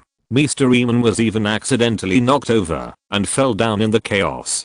This was definitely a major blow to an old man, who was already 102 years old. Fortunately, Mr. Eamon was very old, but his body was still strong. He didn't see any serious impact from the fall, but his legs were more trembling when he walked, and he had to be supported by someone to move. Therefore, Jim Mormont, who was commanding on the top of the city, left another Night's Watch Maester, former Grand Maester Purcell, on the top of the city, and asked several brothers to escort the elderly Mr. Eamon down from the top of the city first. Mr. Eamon, who had fallen, had just arrived below when he heard about Daenerys, so he asked the Night's Watch brother who was supporting him to take him to see Daenerys. Little Danny. The light of a torch dispelled the darkness of the long night. The situation in Castle Black was definitely much better than on the top of the city. Mr. Eamon had just come down from above, and now it was a mess. People didn't know how to help Viserion and Regal. They were afraid that firing crossbows would accidentally hurt them, but they felt guilty for doing nothing. Daenerys actually had the same mentality. She also felt guilty. Mr. Eamon was born in the 198th year of the Egan calendar. Now it is the 300th year of the Egan calendar. With the arrival of the new century, Mr. Eamon has lived for a full 102 years. What kind of things and what kind of people have he not seen? Therefore, he could understand Daenerys' current knot as soon as he heard it. Daenerys, who was pregnant, was still looking up at the battle in the sky with a little anxiety on her face. Because at this moment, Regal and Viserion were already at a disadvantage. Regal was fine. Rhaenys fought side by side with her partner and cooperated well. Rhaenys commanded the battle, and Regal was also very brave and fierce, biting the opponent crazily without fear of injury. But her partner Viserion was obviously no match for his opponent. Because Viserion did not fight side by side with his dragon rider, he was a little timid during the battle and was afraid of being injured, but he was caught by the opponent one after another. At this moment, he was already scarred. Dragon blood was spilt, and several ice spears were inserted into his body. Viserion. Daenerys was naturally very anxious when she saw this scene below. She saw it with her eyes and was anxious in her heart. However, she had no way to share the burden for her partner, let alone fight side by side with him. She could only let Viserion's grievances pass on. Great-grandfather. However, at this time, Mr. Eamon was supported and walked over. Daenerys saw that Mr. Eamon had just fallen and was a little embarrassed. She temporarily put aside her inner anxiety, hurried over to support the old man, and then asked, "Great-grandfather, what's wrong with you?" "I'm fine, little Danny." The old man with a pair of white blind eyes was trembling, and there was still some dirt on his body. Daenerys supported him and waved his hand, not wanting her to worry about him. "Now it's more important for you." Mr. Eamon was supported by Daenerys. The white blind eyes did not look at her, but slowly turned towards the light. His eyes were blind and could only vaguely feel the light. At the same time, he spoke. "Little Danny, have you ever thought about why the Night's Watch don't marry or have children?" The silver-haired girl with a big belly was slightly stunned when she heard the words of the great-grandfather, and then shook her head. "I haven't thought about it. It's because in this way, they will not be troubled by love. Love is the enemy of honor and the taboo of responsibility." Mr. Eamon then spoke with a hoarse smile. "But in fact, compared with love, what can responsibility count for? When you hold your newborn baby in your arms, or think of the smiles of your loved ones, what does responsibility count for? They are all illusions, just empty talk. We are mortals, and the gods in heaven have given us the ability to love, which is the best gift for us. Precisely because responsibility cannot compare to love, the Night's Watch swears not to marry or have children for the sake of responsibility, because once there is love, responsibility becomes insignificant. Little Danny, your most important task now is to give birth to this child. This is your own child. You are a mother. It is your responsibility to protect your own child. You don't need to consider other things. Many times there are no pleasant choices, but one of them is just less sad than the rest." Mr. Eamon opened his white blind eyes and held his great-granddaughter's hand tightly. Perhaps because he said too many words in one breath, the old man's voice trembled slightly, as if he couldn't breathe. It seemed that the fall just now also had an impact on him. Great-grandfather Daenerys was already married and was about to become a mother. Naturally, she was not an ignorant little girl. When she heard the words of the great-grandfather, she was filled with shame and various emotions. She did not expect that in the end, she would still need the guidance of the old man. However, at this moment, the fierce battle in the sky suddenly changed dramatically. Regal fought side by side with his dragon rider, Rhaenys, and then seized an opportunity to bite the wings of the ice dragon in front of him fiercely. At the same time, the sharp claws scratched the opponent's chest, and the dragon blood with a foul smell instantly filled the sky. The wings were seriously injured. Although the ice dragon was dead and had no pain, it still could not continue to fly smoothly. So under the dark sky, the ice dragon that was bitten by Regal kept flapping its wings, making a sharp hissing sound, and fell from the sky. Boom. Then its body slammed hard on the Great Wall, blasting a sentry tower on the wall into pieces, and rolling boulders fell from the sky. Chapter 837 Mysteryman. Under the dark sky, the fight between Regal and one of the ice dragons finally came to an end. The ice dragon was bitten by Regal and was seriously injured. Then it fell from the sky and smashed into the city wall, smashing a watchtower, and scattered stones fell down. On the ground, Mysteryman was holding his great-granddaughter's hand and saying something, but at this moment, the dragon's shrill roar and the sound of violent collision suddenly came from above. Everyone below raised their heads and saw scattered stones falling from the Great Wall. Not good.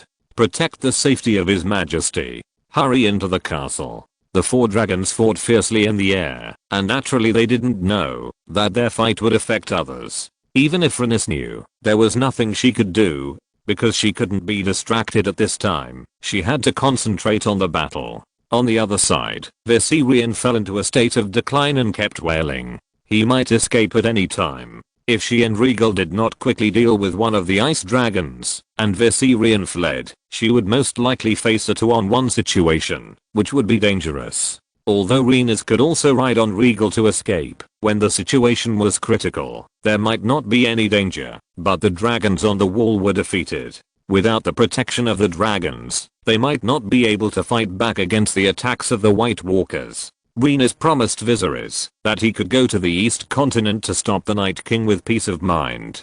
She and Daenerys would guard the wall for him. Therefore, Renis did not want to give up the wall and escape, unless it was absolutely necessary. But she did not know that Regal bit one of the ice dragons and seriously injured it, and smashed it on the wall, which actually put Daenerys and Mysteryman below in danger.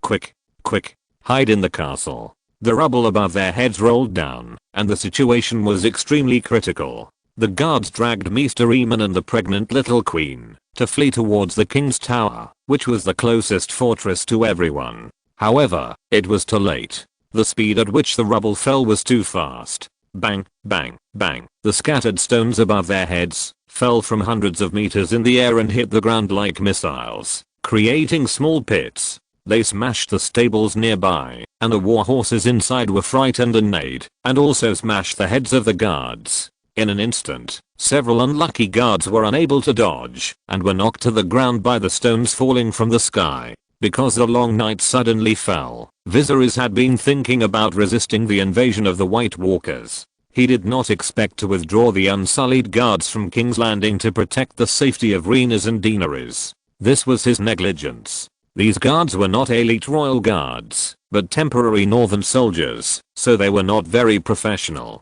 In this critical situation, they were in a panic, and did not know how to protect the queen, or even how to protect themselves. At this time, under the dark sky, the last scattered rubble was falling towards Daenerys, and Daenerys below was unaware of it. She was panicked and her heart was beating fast. Where had she seen such a scene before? She even watched several guards being smashed and bleeding in front of her eyes, falling to the ground. Her heart was beating so fast that it almost jumped out of her throat. Because of her excessive emotions, she even had a severe pain in her abdomen, which seemed to be a sign of giving birth. However, at this moment, Daenerys had no time to consider whether she was really going to give birth. She could only support her great uncle and run towards the king's tower. But unfortunately, Mysteryman had just fallen down not long ago, so his legs were inconvenient, and he could not run too fast. At this moment, the stone that fell from the sky was aimed at Daenerys.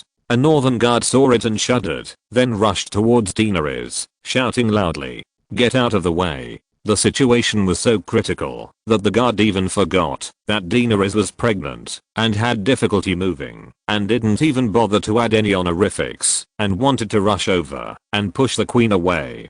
Daenerys also shuddered when she heard the guards shouting.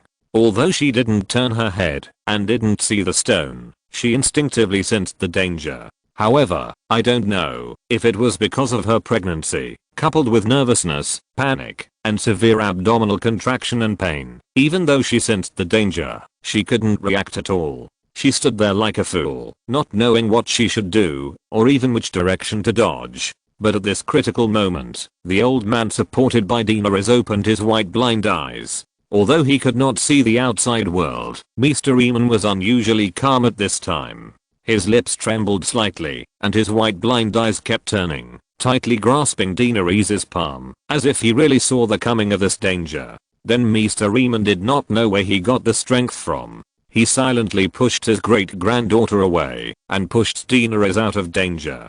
He himself was left there, because he did not have time to escape. Bang! Then the scattered rubble fell, and knocked the old man to the ground. Great uncle Daenerys, who was pushed out by Mr. Eamon, and fell to the ground, but escaped the danger, turned around and saw this scene. She could not believe her eyes and tears welled up all of a sudden. The stone that fell from the sky did not hit Mr. Eamon's head, but hit his shoulder, and knocked the old man to the ground. Although Mr. Eamon did not die on the spot, it was an unbearable disaster for an old man who was already 102 years old. Mr. Eamon lay on the ground, with only a few sparse white hairs on his head and blood flowing. He was knocked down by the stone, and fell on the ground, breaking his head. At this moment, Mr. Eamon's face was pale, and his chest kept rising and falling. It was obvious that he was breathing in less than breathing out. His life was about to come to an end. His white blind eyes looked blankly at the dark sky above his head. He did not expect that he would fall before the dawn was about to come, and he did not get through this long night after all. He was optimistic that he could live to see the day and see the sun rise again. Great uncle Daenerys, who was pushed to the ground, did not care about the severe contraction and pain in her abdomen at this moment. She crawled over with tears in her eyes and hugged the old man's body, whose life was about to come to an end. Hot tears dripped onto Mr. Eamon's cheeks. Chapter 838 Fighting. For so many years I lingered on Earth, waiting and watching, but when the dawn came, I was too old and dying. Little Danny. Mr. Eamon frankly admitted that his life was coming to an end. He felt his great-granddaughter's tears dripping on his cheeks, and he also felt that his soul was about to leave his body, but his tears also flowed from his white blind eyes. Actually, for someone as old as me, death should not be scary. I should have died a long time ago. But I'm afraid, isn't it stupid? Since I've been in the dark, why should I be afraid of the dark? However, I still can't help wondering, what will happen next when the last bit of warmth leaves the body? As the monks said, feasting in the golden palace of the Father? Will I see Egg again, find that Darren is still healthy and happy, and listen to my sisters singing for their children? Or are the Horse Kings right?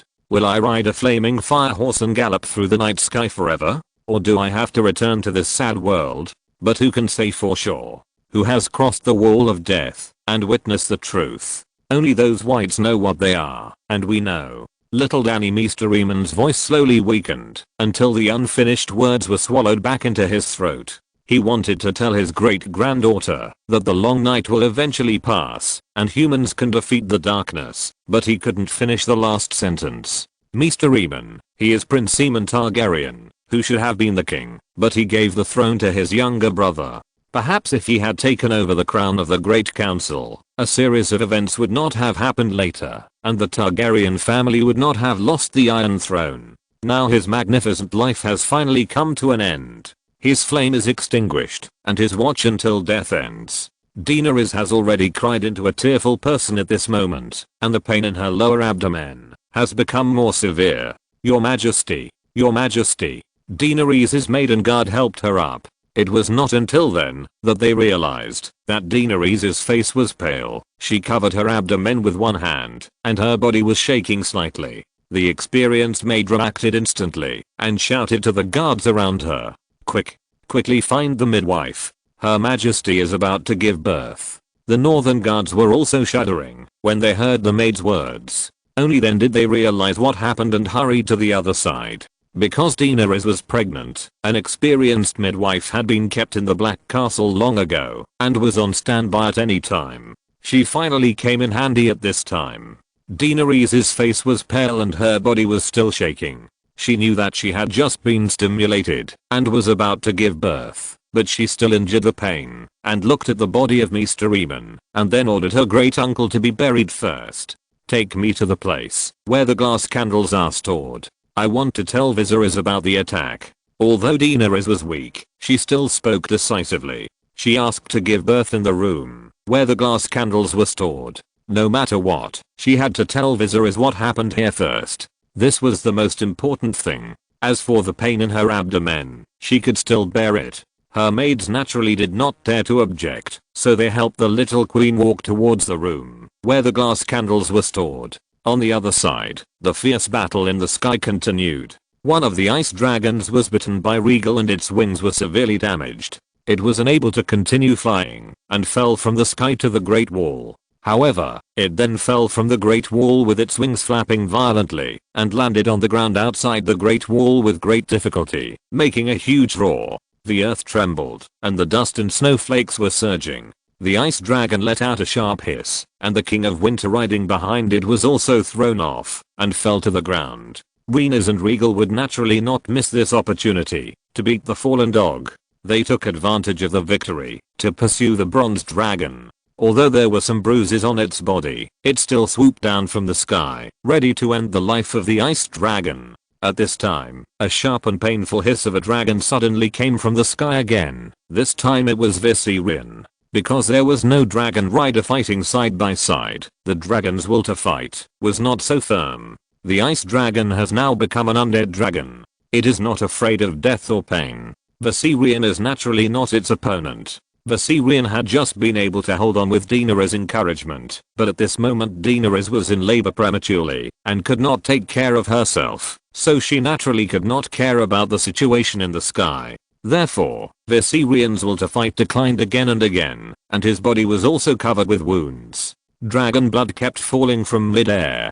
Finally, the white dragon's psychological defense line collapsed, and he finally chose to escape. The white dragon let out a painful wail, dragging its bruised body to escape in the direction south of the Great Wall. On the other side, Rhaenys, who swooped down from the sky and was ready to beat the drowning dog, saw this scene and her heart suddenly sank. Sure enough, she just felt in midair that Viserion was not the opponent of the ice dragon on the opposite side. The white dragon would never fight to the death without the blessing of the dragon rider. Animals have the psychology of seeking benefits and avoiding harm. They can't fight to the end with an enemy who is not afraid of death. What's the point? Therefore, it was only a matter of time before the white dragon escaped from the battlefield. In fact, Viserion's ability to hold on for so long was beyond Rhaenys' expectations, but it was still a little late. If Viserion could hold on for a little longer. The female dragon rider in silver armor gritted her teeth slightly. If Viserion could hold on for a little longer, she could bite the dragon to death, kill the opponent's dragon rider, and then rush over to support it. At that time, it would be a 2-on-1 situation. In any case, this battle would be won, but unfortunately, there is no if in everything. Viserion happened to escape at this time, and Rhaenys had no choice. Then there is only one way now. The wind whistled in her ears, and the wind and snow kept falling. Rhaenys took a deep breath and her eyes fell on the struggling ice dragon on the ground, and the King of Winter who was thrown down on the other side. At this moment, the White Walker was holding an ice spear, with ice blue flames burning in his eyes, and he was also looking at her. Regal, bite this ice dragon to death. I'll kill him. Rhaenys said in a firm tone, then drew the Valyrian steel sword Dark Sister from her waist, and jumped off the dragon's back. Chapter 839 Killing the Enemy. Rhaenys is very confident in her swordsmanship. Because her uncle is a Barin, the Prince of Dawn, the Red Viper, the people who taught her swordsmanship are all famous knights in the Seven Kingdoms. Maya, one of Viserys' Kingsguard, is also one of her teachers. The female knight once defeated the legendary Kingsguard Barristan Selmy the Fearless in a single fight. Of course, Barristan underestimated the enemy and his weapon was no match for the Valyrian steel sword. However, the apprentices she taught were not bad at all. Maya even taught Rhaenys many very practical combat skills. These were all experiences she accumulated when she was a mercenary in Volantis. Her style is somewhat similar to that of another mercenary Bronn. Rhaenys has been naughty since she was a child. She doesn't like the rules of aristocratic girls and doesn't like needlework. Instead, she likes to wield swords and guns. In this regard, Arya, the youngest daughter of the Stark family, has a very similar personality to Rina's, so Viserys found many teachers to teach her swordsmanship. Nowadays, few people in the Empire know that the former princess, now the queen, is the most outstanding female knight in the Empire. Rhaenys wore silver female armor and a silver helmet. Her curly brown hair hung down her back. Her dark eyes were firm. The wind and snow whistled in her ears. There was thick snow under her feet. She clenched the Valyrian steel sword Dark Sister in her hand. On the other side, the King of Winter, whose name Rhaenys could not call out, did not hesitate. Perhaps the other party was a woman who made him underestimate the enemy, or perhaps the ice body influenced his thinking. Ugh, he made a sound like the cracking of ice, and then he rushed towards Rhaenys with an ice spear in his hand, and stabbed directly into her chest. The female knight stared at the other party with full concentration and reacted quickly. She dodged the first attack of the other party slightly, but the other party chased after her, and stabbed her again with a spear. The female knight raised the Dark Sister in her hand to block. Ding, in the night, the White Walker wearing ice armor and white hair and beard had ice blue flames burning in his eyes. He held a spear, and fought with the silver armored female knight. Rhaenys blocked the opponent's spear and actually stepped back several steps. What a great strength. Rhaenys was slightly horrified. Although she was a woman, strength was not her advantage. Flexibility was her most outstanding ability, but she had never encountered someone with such great strength. No, that's not right. The opponent was no longer considered a human. The white-haired White Walker repelled Rhaenys with one blow, and did not give her a chance to breathe. He pounced on her again with heavy steps, ready to kill this adult female human directly. But at this time, Regal on the other side had already dealt with the seriously injured ice dragon. Regal's whole body was covered with bronze scales, reflecting the metallic luster like a real bronze dragon, and his claws and teeth were black. His eyes were also bronze, brighter than the polished shield. Roar, the terrifying bronze dragon let out a deafening roar. It had just won the fierce air battle, and now it was naturally more courageous. Although Regal was usually rebellious and cruel, and sometimes did not listen to Rhaenys, its bravery in battle played a much greater role than Viserion. Now, a severely injured ice dragon was certainly not its opponent. Regal bit off the other wing of the opponent again, and then, like a madman in the roar of the ice dragon, it was not afraid of the opponent's counterattack and bit off the ice dragon's hard throat, and then tore the opponent's head from the body. The body was separated, and the death was extremely miserable. However, this ice dragon had become an undead dragon. Even though it bit off the head, it still did not completely kill the opponent. The huge body was still struggling desperately, and the head that fell to the ground was still burning with ice blue flames in its eyes. However, Regal then raised his head high and hissed, and the flames of orange and yellow interwoven with green threads surged down, and submerged the head and body of the ice dragon. For the first time, the ice dragon let out a sharp and crazy wail, and its huge body kept twisting in the sea of fire spewed by Regal, but without the command of its head, it could only struggle instinctively on the spot, and could not escape at all. Although Regal's dragon flames were not as strong as Balerian's, they were enough to melt stubborn stones, and melting an undead dragon was naturally a piece of cake. Then, under the surging dragon flames, the painful screams finally stopped, and most of the ice dragon's body was reduced to only a trace of dragon bones. On the other side, the short battle between Rhaenys and the White Walker had also come to an end. Clang, clang, although the White Walker was very strong, his speed was not slow at all. This guy. Rhaenys gritted her teeth slightly. Her plan to rely on her flexibility to deal with the opponent was shattered. She was beaten back step by step, and could only retreat continuously by exchanging space for time. Ding. However, in the last violent collision, Rhaenys' knuckles were cracked, and the piercing pain came over. Her body retreated several steps, and knelt on one knee on the ground. The Valyrian steel sword Dark Sister in her hand was also shaken away, and fell on the snow not far away. And Regal burned the ice dragon to death, and turned around to see his partner in danger. He immediately roared, and the narrow and strong dragon tail smashed towards the white-bearded White Walker like a tidal wave. However, Regal was eager to save his master, but it was too late. The Valyrian steel sword in Rhaenys' hand flew out, and she had no last weapon in her hand that could threaten the White Walker, so the White Walker no longer cared about it. He rushed towards Rhaenys, ready to get rid of this human dragon rider. However, at this moment, the beautiful female dragon rider, who was kneeling on one knee on the ground and wearing silver lady's armor with brown curly hair, suddenly raised her head and showed a brilliant smile of success on her face. And in her hand, as if by magic, she took out a dragon crystal dagger from somewhere.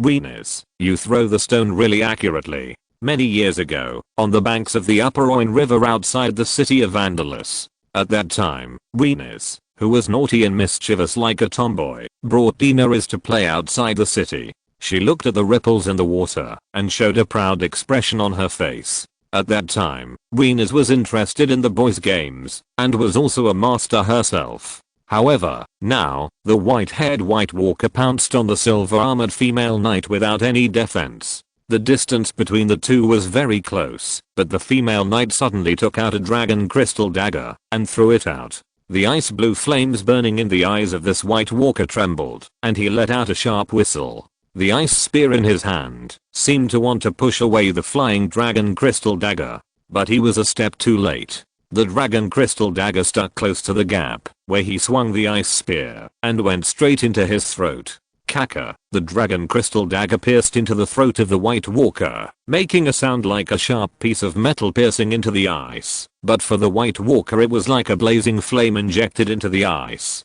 Time seemed to freeze for a second at this moment, and the White Walker lowered his head to look at the dagger on his neck, and then it fell into pieces with a crash. Chapter 2 Wait a minute.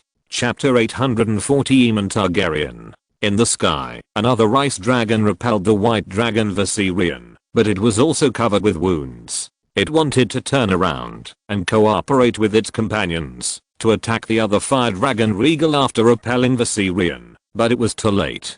Rhaenys made a decisive decision to deal with the two enemies separately with Regal and quickly killed each other, which made the other ice dragon have no chance to attack. Sitting on the back of the ice dragon was also a White Walker wearing the Stark family emblem. Its eyes were burning with flames and staring coldly at Regal and Rhaenys below in midair, as well as the body of another ice dragon. The dragon flame on the body of the ice dragon had not been completely extinguished, but only the dragon bones and ashes were left. The White Walker in the sky looked at Rhaenys coldly, turned around and looked in the direction of the wall, not knowing what he was looking at. Ho! Then the ice dragon let out a low roar. The White Walker said nothing and did not rush down to attack Regal and Rhaenys. Instead, it rode the ice dragon towards the dark north. The White Walker surprise attack ended in failure. They did not defeat the two dragon queens, nor did they prevent the birth of a child. Instead, they lost an ice dragon outside the wall. After the ice dragon flew away, the brown-haired dragon rider wearing silver lady armor outside the wall felt relieved. She gasped, and then knelt on the ground.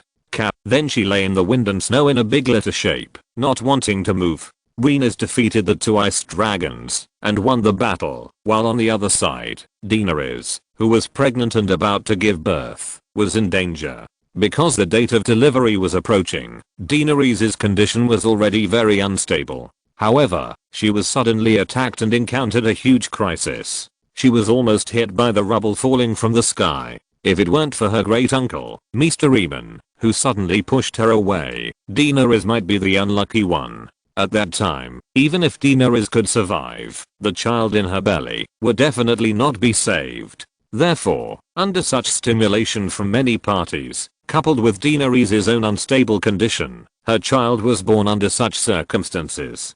Originally, the silver-haired little queen insisted on telling Viserys what happened here first, but her own condition did not allow her to delay any further, so she had to give birth to the child first. Daenerys' delivery room was busy. Fortunately, the queen was well prepared for the upcoming birth. A midwife was found long ago, and a maid was specially found for her to serve Her Majesty the Queen. But Daenerys' delivery process was still full of twists and turns, and many accidents occurred. One of them was due to Daenerys' physical condition. She was a petite and beautiful girl, so it was a little difficult to give birth. Another reason was that the stimulation just now made her emotions a little unstable. Daenerys' mental state was originally her biggest weakness. Therefore, everyone busy in the delivery room was praying devoutly, hoping that this kind-hearted little queen could get through the difficulties. Fortunately, everyone's prayers seemed to have a certain effect. Daenerys, lying on the bed, fainted several times, but finally passed the ghost gate with difficulty and successfully gave birth to her baby. Your Majesty, congratulations, it's a little prince. The midwife wiped the blood and mucus off the newborn's body, then pulled apart the two fleshy short legs, and took a look. There was a little bean in it. Her face suddenly smiled, and she came to Daenerys' side with the child in her arms, to announce the good news. Daenerys, who was lying on the hospital bed with a pale face, smiled slightly when she heard the news. In such an era, especially for the royal family of a huge empire, boys are indeed more important than girls. Therefore, since she became pregnant, Daenerys has fantasized more than once that she could give birth to a boy. However, her efforts paid off. She finally got a satisfactory answer after several close calls. Let me see him. Daenerys then spoke weakly, and the midwife hurriedly brought the little prince over and placed him next to Her Majesty the Queen. Because he is the son of Viserys and Daenerys, there is no doubt that he has the purest dragon blood in his body. The baby in the cradle has soft silver gold short hair, even purer than his mother's hair color, but because the mucus on the hair has not been wiped clean, it is close to the scalp, and his eyes are tightly closed. The color of the pupils cannot be seen, but it must be purple eyes. Daenerys and Viserys both have lavender eyes. Because he had just cried, the baby's face was wrinkled, and he was sleeping soundly with even breathing. He is so ugly. Daenerys looked pale, and looked at her son on her pillow seriously. She opened her mouth several times, and seemed to be hesitant to speak, but finally couldn't help but speak in disappointment. The little queen's words made the midwives in the room laugh, and the tense atmosphere was swept away. Newborn babies are like this, Your Majesty. After a while, he will slowly become good looking. In fact, no newborn baby looks good. Daenerys has no experience, so she thinks her son is ugly. However, after hearing the words of the midwives, the silver-haired little queen finally put her mind at ease. No matter what, this is her and his son. What will the prince be called? A midwife asked curiously at this time. Viserys was not with Daenerys now, and he didn't even know the news of the birth of the child. What kind of name should be given to the child? Should he wait until His Majesty returns, or should Daenerys give him one now? Everyone in the delivery room looked at Daenerys. She was the one who gave birth to the child, and only she could make this decision. The little queen with silver hair lying on the bed had a thoughtful expression on her face when she heard this question. In fact, she had just thought of this question without anyone reminding her, but after thinking about it for a while, she finally had an answer in her heart.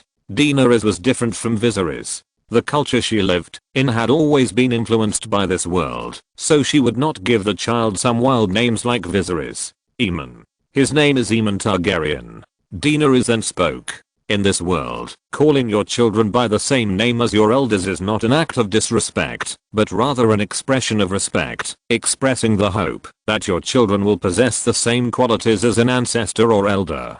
Chapter 841, Seath. On the far eastern continent, the human coalition has now cleared the Koha forest and advanced into the territory of the Kingdom of Salar. Seath. This is a port city on the northern side of the Essos continent, bordering the Trembling Sea. It is also the last remaining city in the Kingdom of Salar. The rest of the cities, including the capital of the Kingdom of Salar, Vescavio, formerly known as the city of Shannis, have now become ruins. The last Salar people stationed in this city stubbornly resisted the invasion of the White Walkers, and before the human coalition arrived, it was under siege and almost fell. The commander of the human coalition, Iron Face Bessie Joyce, commanded the coalition to repel these White Walkers and save the last city of the Salar people. Now more than 200,000 human coalition troops are stationed in Seath. There are tents outside the White Walls, and you can't see the end at a glance, but this is not all of the coalition. There are also logistics, transportation, dispatch, and troops to recover other towns and villages who have not returned. And Viserys suddenly heard the news that the Wall of Despair was attacked through the glass candle. Daenerys was too tired after giving birth and fell into a deep sleep, so the task of telling Viserys the news fell on Rhaenys, who had just returned to the city. She crushed the dragon crystal infused with black mist, and the black mist, as if it had self-awareness, automatically merged into the black glass candle, causing the flame that seemed to never go out to change a little bit. Its light was sometimes white and bright like falling snow, sometimes yellow and shining like pure gold, red turned into flames, and black was so deep that it was mistaken for the void of the world until it was identified and connected to the glass candle in Viserys' hand. Two ice dragons? Viserys, who was in a very remote place, couldn't help but worry when he heard the news. He had thought that the Night King might use a trick to lure the tiger away from the mountain and attack the Great Wall while he was attracted to the East Continent, but he didn't expect there were actually two ice dragons. Is it the Night King? How is it? What happened? Then he heard that Rhaenys successfully repelled the two ice dragons that came to attack and killed one of them. Viserys breathed a sigh of relief. However, there was no Night King among the White Walkers who came to attack, but two revived kings of the north. That is to say, the trace of the Night King has not been found by humans yet. He is still hiding in the dark and no one knows what he is planning. This made Viserys' heart, which had just been put down, lift up a little bit. Then Rhaenys told Viserys that Mr. Aemon was injured and died in order to save Daenerys, and Daenerys gave birth to a baby boy prematurely because of the stimulation. Viserys was slightly silent after hearing all of Rhaenys' words. He didn't know whether he should be sad or happy at this time.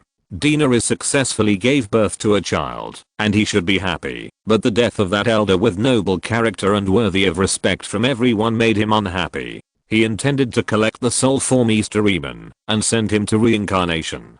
But unfortunately, Viserys was thousands of miles away. Even if he rode a dragon and flew back now, he would not be able to catch up. Not everyone was like Drogo, whose soul did not leave his body after death and stayed in the same place. By the time Viserys flew back, Mr. Aemon's soul might have already disappeared.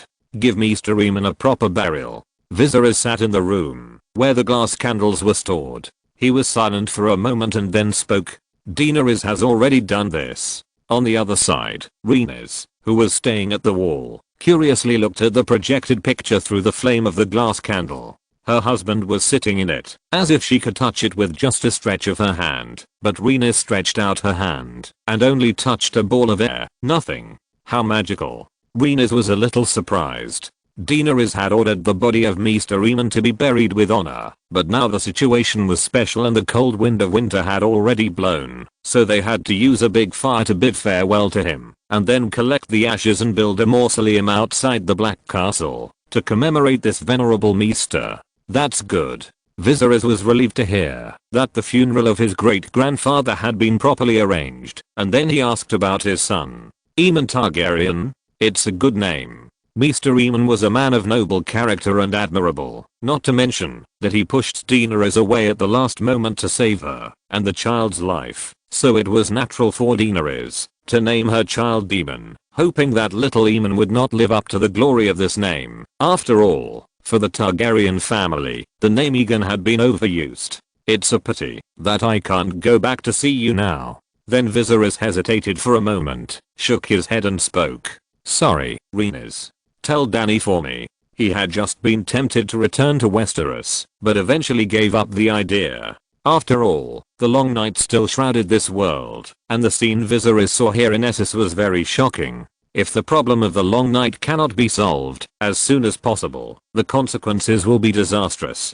Just like when the White Walkers crossed the Great Wall to invade Westeros, Viserys had made up his mind to watch from the sidelines. However, when the White Walkers broke through the human defenses one after another and the army of the Iron Throne was about to collapse, Viserys changed his mind and decided to send troops to Westeros. Because if Westeros fell completely, the East Continent would not be easy either. God knows whether the White Walkers would cross the Narrow Sea to attack another continent. The sudden fall of the Iron Islands later fully confirmed that the White Walkers actually had the ability to fight across the sea.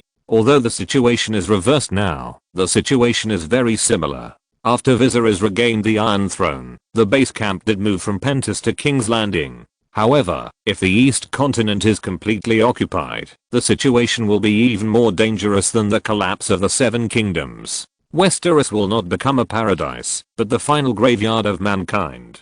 Therefore, Viserys must snipe the White Walkers here and never allow the cold wind of winter to blow into the territory of the Empire. It's okay. However, after hearing her husband's words, Reness's expression could not hide her disappointment, but she finally cheered up and showed a big smile. We will take care of ourselves and keep these disgusting guys north of the wall. You should also take care of yourself and strive to defeat them as soon as possible. Chapter 842, New Altar. Days passed by one after another, and the sky above was always dark. He didn't need to eat, rest, or sleep. Benjen could even stay in a daze for several days, burying himself in the wind and snow to become a statue. Since becoming a white, Benjen's life trajectory has changed. Now he has no goals and doesn't know what he wants to do. Benjen's mission was to find his sister Lyanna, and then he wanted to assassinate the Night King. Later, he found his sister Lyanna, but gave up assassinating the Night King, because the more he understood, the more he knew it was impossible. After sitting in one place for several days, Benjen was still found by his sister Lyanna. After all, Benjen was just an unknown white, and he could just find a place to hide, or lie on the ground, and wait for death. But Lyanna couldn't do it, because she was the most special existence in the army of the dead.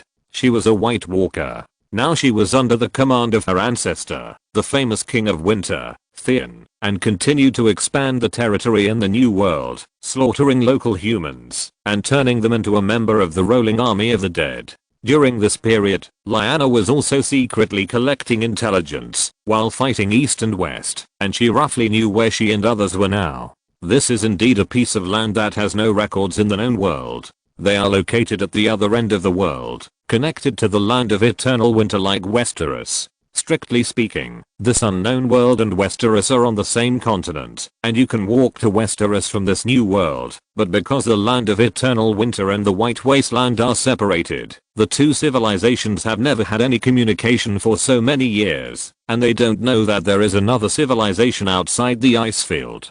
Lyanna collected a lot of books and information here. She didn't know the characters here, and she couldn't understand the language of these people. But it can be seen that this civilization is more backward than all the civilizations Lyanna knew. Perhaps it was because the cold climate restricted their development, or perhaps it was because the comfortable environment without external enemies made them lose the motivation to move forward.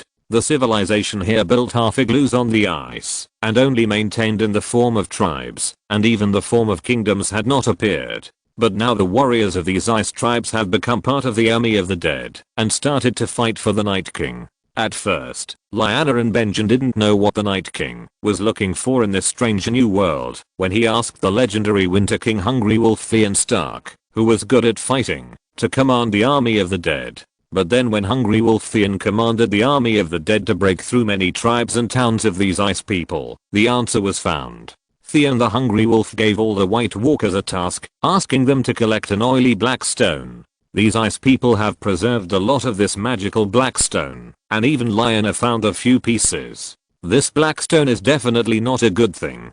With ice blue flames burning in her eyes, Lyanna sat beside her brother with an ice bow and arrow on her back, and then said worriedly, "Of course I know that." Benjen shook his head when he heard it. He had seen these things before, and at that time he was almost affected by this stone. What do they want to do by collecting these stones? Benjen asked. It seems to be preparing to build an altar. Lyanna thought for a while and then spoke. There is no topic for the White Walkers to communicate with each other, only orders and obedience. The rest of the White Walkers are machines that execute the orders of the Night King. They have long been considered as human beings without human thinking. Therefore, Lyanna has no way to ask other White Walkers for information. Lyanna analyzed the results based on what she saw during this period. Altar? When Benjen heard Lyanna's words, he naturally thought of the ice altar in the valley. Until now, he still didn't know what the ancient altar was used for, but he felt that the sacrifice at that time might have some inexplicable connection with the coming of the long night. The axis of the world in the far north has the sun. Since leaving the polar region, Benjen and Lyanna knew the coming of the long night. They didn't know what the human world was like now. They were like two people isolated from the world. They could only pray silently for their families to be safe. As for the seven gods or the old gods, Benjen and Lyanna had long since stopped believing.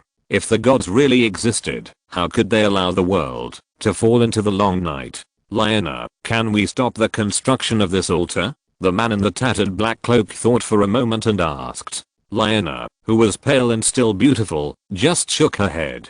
Fortunately, the ice reshaped her body. Otherwise, Lyanna would commit suicide if she revived, as her body had been rotten when it was transported to the north. It was impossible for the two of them to stop the White Walkers from building the altar. After all, there were countless dead troops around them, and exposing them would only lead to their early death. Benjen was a little disappointed when he saw Lyanna's statement, but he could accept it. In fact, he didn't have much expectation for this matter.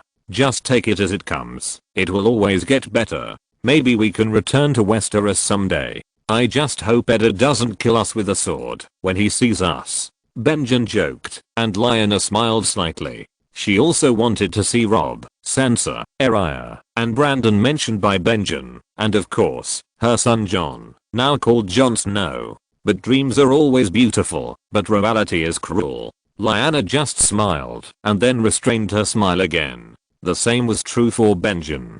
It was too difficult for them to go home now, and their identities were also very special. Not being killed was the best result. The two siblings sat in the wind and snow in silence. On the other side of the world, the most special and powerful city-state among the free trade cities, the beacon of human civilization and freedom. Shrouded in darkness, the headless titan held up his broken sword and pointed it at the sky. The blazing flames illuminated the place where the titan's head was broken, full of weirdness and ominous atmosphere. The soldiers of Bravos were stationed in the fortress inside the titan's body, meticulously scanning the dark and calm sea through the observation holes. At this time, under the gaze of these Bravos soldiers, a blue-eyed shark was quietly swimming under the titan's crotch under the cold and deep sea water, wandering towards the distant city that never sleeps, and on its back was a tightly wrapped humanoid creature. If you're listening to this novel on a channel other than Fanfic World, it means they downloaded and uploaded it without effort. We cordially invite you to visit our channel, Mundo Fanfic Novelos. There you'll find the original version of this story and you can explore many other novels of various genres. We're waiting for you to immerse yourself in a world of incredible novels. Chapter 843, Capturing White Walkers. The man was riding a shark with blue eyes, but when he got close, he could see the shocking bite marks on the shark's face. It was obvious that it was dead and now it was a ghost shark. The identity of the humanoid creature that could ride on the back of a ghost shark was naturally clear. Wow, they passed through the titans of Bravos silently under the cold and deep sea water without attracting anyone's attention, and then appeared outside the port of this city that never sleeps. Purple Harbor. This is a port that only Bravos locals can use. It is located in the north of Bravos, under the dome of the rebuilt tower of the Sea King's Palace. As a prosperous sea city and a hub of world trade, Bravos has a total of 3 ports, namely the largest and most luxurious Purple Harbor, the second-hand clothing dealer's dock for foreign merchant ships, and the checkered dock for customs inspection. Now, this white walker riding on a white shark appeared under the water outside the Purple Harbor. It floated out of the water and revealed a head. It stared calmly at the prosperous port not far away. Now, the Purple Harbor is docked with the Bravos Invincible Fleet. The frontline fleet suffered a major blow and suffered heavy losses. The shipyards in the rear of Bravos are also working at full capacity. The required raw materials are constantly being transported in, and new warships are constantly going to sea to deal with the losses caused by the war. Bravos is one of the most populous and prosperous cities in the human world, so it has great potential for war. This is why Bravos and Viserys had conflicts several times, and the two sides were once on the verge of a fight, but eventually restrained each other. However, in order to deal with the war with the White Walkers, the entire city-state is also operating at full capacity. The Valyrian Empire rebuilt after the Long Night is the best country to deal with the crisis, and Bravos is the second. It has been almost a year since the Long Night fell. Bravos has also coped very well, and there has been no obvious disturbance. The Sea King of Bravos has also stabilized the situation. However, a big tree attracts the wind.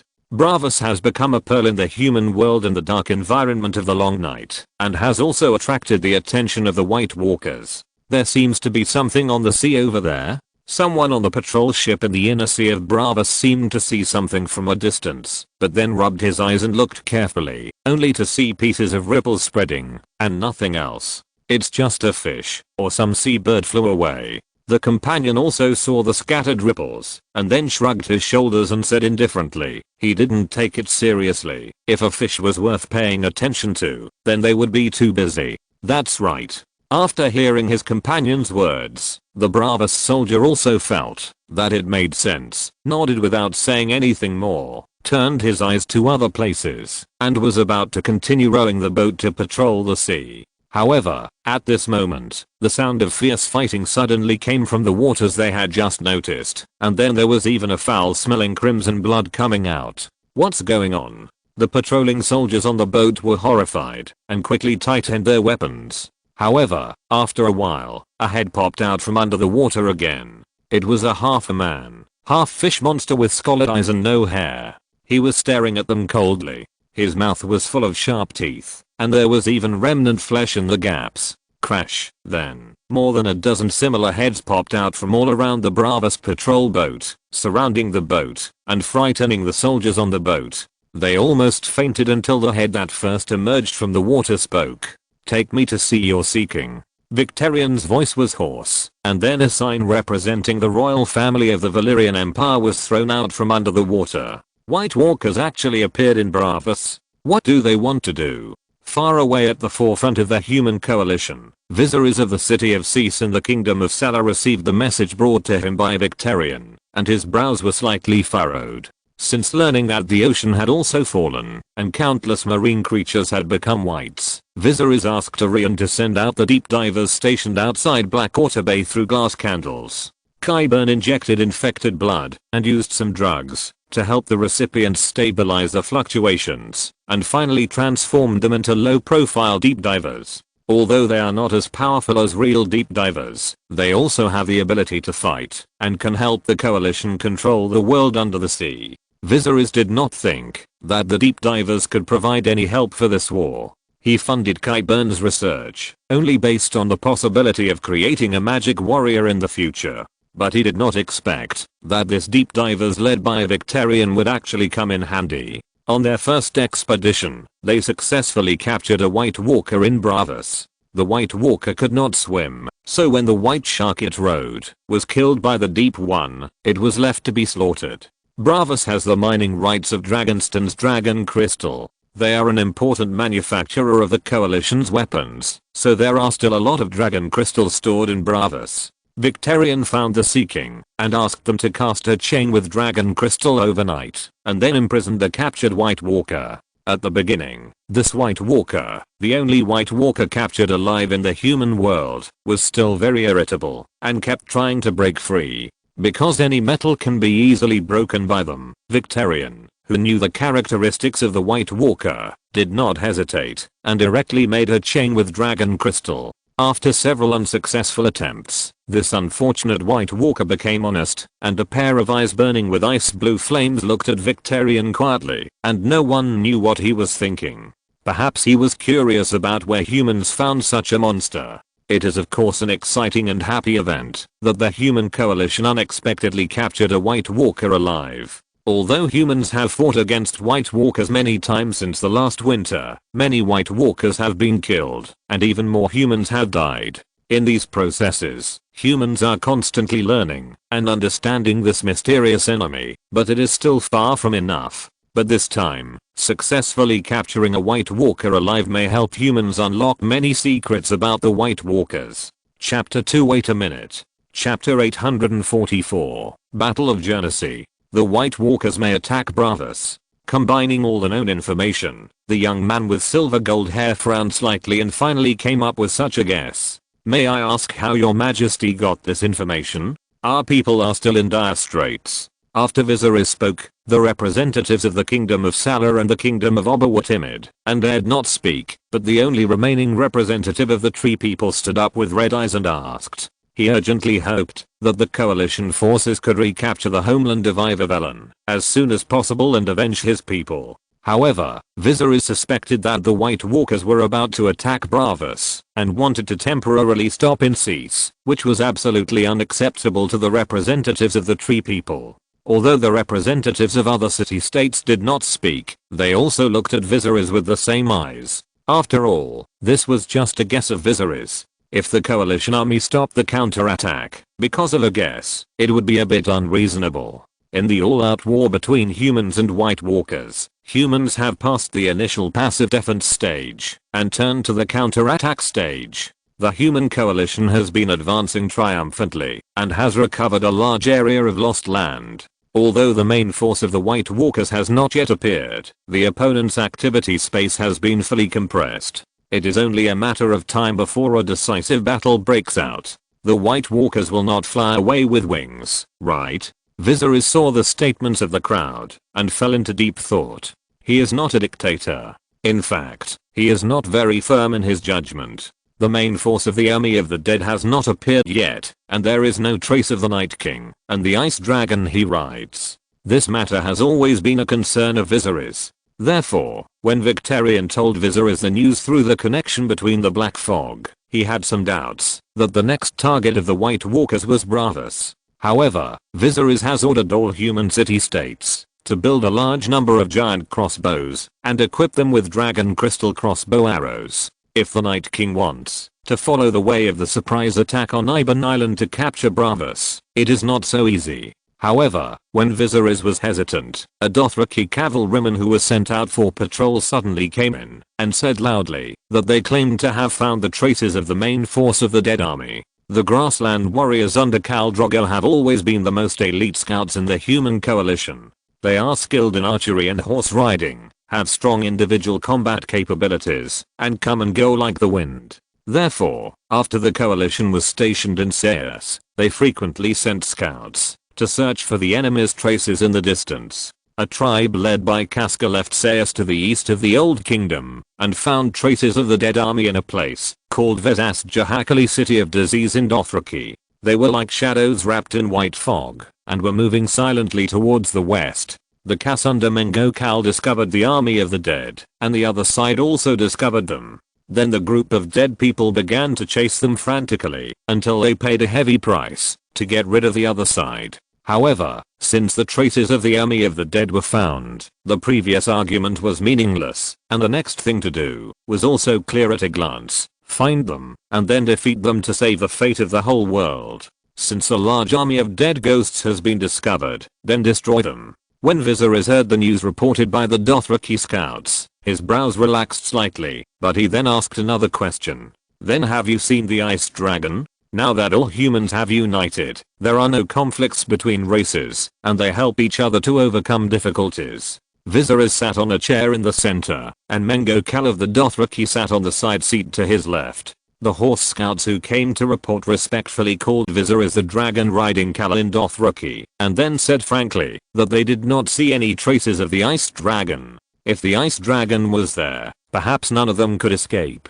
After all, the grassland people could use horses to shake off the pursuit of the whites, but they could not outrun the dragons in the sky. No? Viserys frowned again after hearing this. He thought he had found the trace of the Night King. The Night King had been hiding his strength for several years, and Viserys thought he had made greater progress. Whether he could beat him this time or not, he had to at least give him a try. However, he did not expect that the Night King's whereabouts had been erratic since the advent of the Long Night. He rarely showed up in front of the world. It seemed that he was deliberately hiding from Viserys and did not want to fight him head on. He did not have the courage to face King Robert's army alone. Is he scared? No way. Viserys thought this was unlikely, but since the Night King was not scared, he must be planning something big, so he had to show up rarely.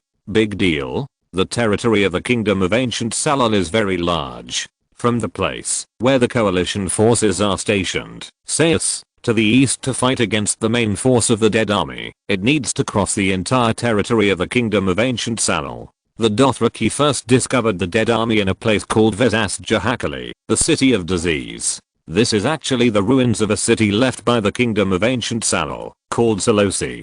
Then the human coalition and the dead army broke out in a fierce battle in the ruins of the city of Vezlekus. which is the city of Rat in the Dothraki language and the ancient name of Genesee. This war is left to you, Bessie. Viserys rode on the dragon's back, wearing a black cloak and black gloves on his hands. Then he adjusted the saddle ring on the dragon's back and turned his head to speak. Beside the dragon was a general wearing silver armor, a long sword hanging from his waist, and a metal mask on his face. He was riding on horseback and heard Viserys' words. He turned his head slightly and looked at the Emperor of the Empire to whom he was loyal, then put one hand on his chest and bowed. "Let's go." Then Viserys patted the dragon's back lightly, and the huge black dragon let out a deafening roar, supported by the feet on the dragon's wings, and ran forward a few steps, then spread its wings, and flew straight into the sky. The war began. Under the dark sky, the dragon hovered over the battlefield, and kept spewing flames, to burn the endless grassland. The raging flames rushed straight into the sky and even made many human soldiers who participated in the war shed tears, because the burning flames illuminated the sky and made them miss the days before the long night fell. Both sides also invested hundreds of thousands of troops in the vast land in the middle of the Dothraki Sea. Because the Night King had not appeared for a long time, humans had the advantage in this war. But even so, the war still lasted for several days and nights, and the human side paid a heavy price before finally annihilating hundreds of thousands of White Walkers and burning them to ashes. Chapter 845 John Toyne. Battle of Genesee. The human side achieved a victory that was previously unimaginable, paying the price of tens of thousands of people and completely annihilating hundreds of thousands of dead legions. This also proved that these mindless whites were not difficult to deal with. What was really difficult was their masters, as well as the biting cold, which felt like a knife cutting into the lungs. The reason why humans lost battle after battle at the beginning was entirely because they did not understand this opponent. Fortunately, humans are a race that is good at learning and can unite when a crisis comes. This was a great battle that was enough to go down in history. In this war, humans fully demonstrated their advantages, and the Valyrian Empire Governor Iron Face Bessie Joyce, who was the commander-in-chief of this battle, also became famous in one battle and conquered commanders from all over the world. Under his command, the coalition forces continuously attacked through tactics, cut the battlefield, defeated them one by one, and then burned them with kerosene. The efficiency was extremely high. Because of the proper tactics, the human side could kill several whites at the cost of one soldier. Therefore, hundreds of thousands of whites were beaten dizzy. Coupled with the fire dragons above their heads, they could only be eaten by the human army in chaos. The White Walker, the commander of the White Army, was an unknown king of winter. However, according to Rob's identification, the other party's iconic dress and appearance similar to the bronze sculpture made it very likely that it was the famous subjugated King Torrhen Stark in history. Subjugated King Torrhen Stark once led the Northern Army south to try to snipe Conqueror Aegon, but he witnessed the Southern Army being defeated by Aegon and his dragons, so King Torrhen surrendered in exchange for peace. He knelt down and surrendered at the location of the Kneeling Inn in Westeros today, becoming the first Warden of the North in history. He also handed over the long-standing crown of the King of Winter to Aegon. Later, this crown disappeared and was said to have been melted into the Iron Throne. As the last King of Winter and the first Warden of the North, Torrhen Stark naturally left a resounding name in history, but people have mixed opinions about him. Some people think he is for peace, and some people think he is a coward. But it was unexpected that the Night King valued Torrhen, the King of Surrender, very much and appointed him to command hundreds of thousands of whites. However, Torrhen failed the Night King's respect. In this war, he was completely defeated by the commander of the human side at the command level. Of course, it may also be that Torrhen Stark was born with the Targaryen family. Seeing the dragon soaring in the sky, his knees weakened, so he perfectly became a background board. Torrhen Stark was found by Viserys in the war and killed by piercing his chest with a dragon spear. This was the direct reason why the war became one-sided, but it also indirectly made Bessie famous. Some people even called him God of War and God of War. Robb Stark also shined in this war. The young Northern Empire general fully demonstrated his talent. He was brave and good at fighting, and he was good at judging the situation and taking unconventional measures. an imperial cavalry unit under his command, broke into the corpse army and completed the beheading of his ancestors. Just the cavalry unit he led killed 3 famous winter kings in history. He personally killed one of them, Edwin Stark, who was probably the king of winter called Spring King with his dragon crystal sword. Therefore, Rob also won the admiration of human coalition soldiers from all over the world, and was called White Walker Killer and later simply Killer Rob. The Battle of Genesee was an inspiring victory, especially now that the long night has been falling for almost a year, when people's willpower and hope have been almost exhausted in the endless darkness. It has brought people hope and dreams again, so that they can grit their teeth and continue to persevere. However, although a victory was won, the news of the victory in the war was limited by the difficulties of information transmission and could not be transmitted to far places for the time being. However, wherever the victory news reached, people still celebrated, and some even cried with joy. Time flies, and the Valyrian Empire standing in the west of the world. King's Landing. Dong dong dong dong, the bells of the great cathedral of St. Belarang. But this time it was not to tell the time, but to commemorate the death of a heavyweight official of the empire. Mithsoin, Lord of Casterly Rock and Governor of the West, was seriously ill. He should have died in 296 Econ, but because his living conditions improved, and he enjoyed the treatment of the top doctors in the citadel, Mithsoin lived 5 years longer than his fate. However, he eventually passed away at the turn of the new year between 300 and 301 Econ, leaving the world forever. After the establishment of the empire, the second hand of the emperor died of illness. As the regent of the empire, Irian attended the memorial service for Mithsoin with her 2 children, her biological daughter Diana, and her cousin's son Heroes Targaryen, born to their common husband. The young queen regent was wearing a gorgeous and noble golden gauze dress. On her head was the Valyrian steel crown left by her husband, which was inlaid with a dazzling ruby. Her earrings were 2 huge pure gold rings. Her Majesty was beautiful and noble. When she led the princesses and princes of the Targaryen family into the memorial service, everyone couldn't help holding their breath, and even dared not look up. Your Majesty the Queen Regent, Jean Westerling, the widow of Mithsoin, pulled a timid boy hiding behind her and said nervously. Irian stared at the girl in front of her who was so nervous that she was sweating. She didn't say anything for a long time. She seemed to think that she was probably the same age when she married Viserys, and then she reached out and touched Jean's smooth and tender cheek. Don't be nervous, sister. Her action made the young mother's face quickly heat up and turned red, but Irian didn't notice it at all. Then her eyes fell on the little boy who had just learned to walk behind Jean. John. Yes, your Majesty, his name is John Toyne. Jean Westerling, the widow of the Earl of Casterly Rock, said hurriedly. This name was given by her husband in memory of his good friend John Connington, because John Connington died before him. And Irian squatted down slightly and gently touched the chestnut-haired boy. The boy was still too old to know anything, and just stared at the beautiful woman in front of him with wide eyes. Irian just smiled, then stood up, and announced that the boy who had just learned to walk, John Toyne, would be the next governor of the West. The memorial service for the former hand of the emperor was slightly silent for a second, and then the sound of whispers could not help but be heard. Chapter 2. Wait a minute. Chapter 846. New Prime Minister. That night, the beautiful Lady Jean stayed in the Red Keep with her son. According to legend, Jean Westerling walked out of Irian's bedroom and Meager's tower the next day with a blush on her cheeks. Although most of them are rumors and no one dares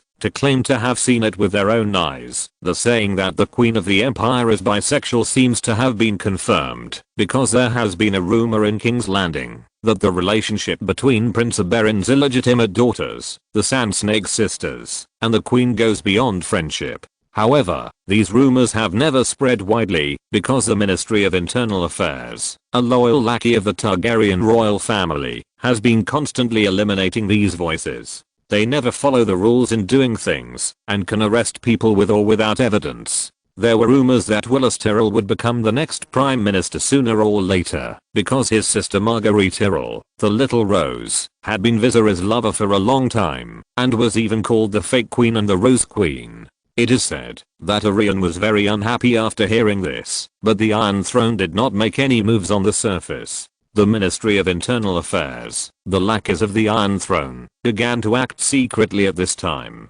They arrested these gossipers on the charge of destroying the reputation of royal members, and then sank them to the bottom of Blackwater Bay to feed the deep divers, ensuring that they would never gossip again in their lives. However, the country cannot be without a master for a day, which is why Viserys entrusted the Iron Throne to his wife, and the Prime Minister, as the Emperor's hand, is naturally also very important. Although Mysthoin had long since stopped performing his duties as the Hand of the King, after falling seriously ill, Viserys had already handed over the job of Hand of the King to Willis Tyrrell, the Earl of Starsport, before leaving King's Landing. The purpose of Viserys' move was of course obvious. He favored Willis, and appointed him as the successor of Mysthoin, the third Hand of the King after the reconstruction of the Empire. Therefore, although Aerion did not like this wise and intelligent young man with a cane, and even more disliked his sister, she still did not dare to disobey Viserys' ideas.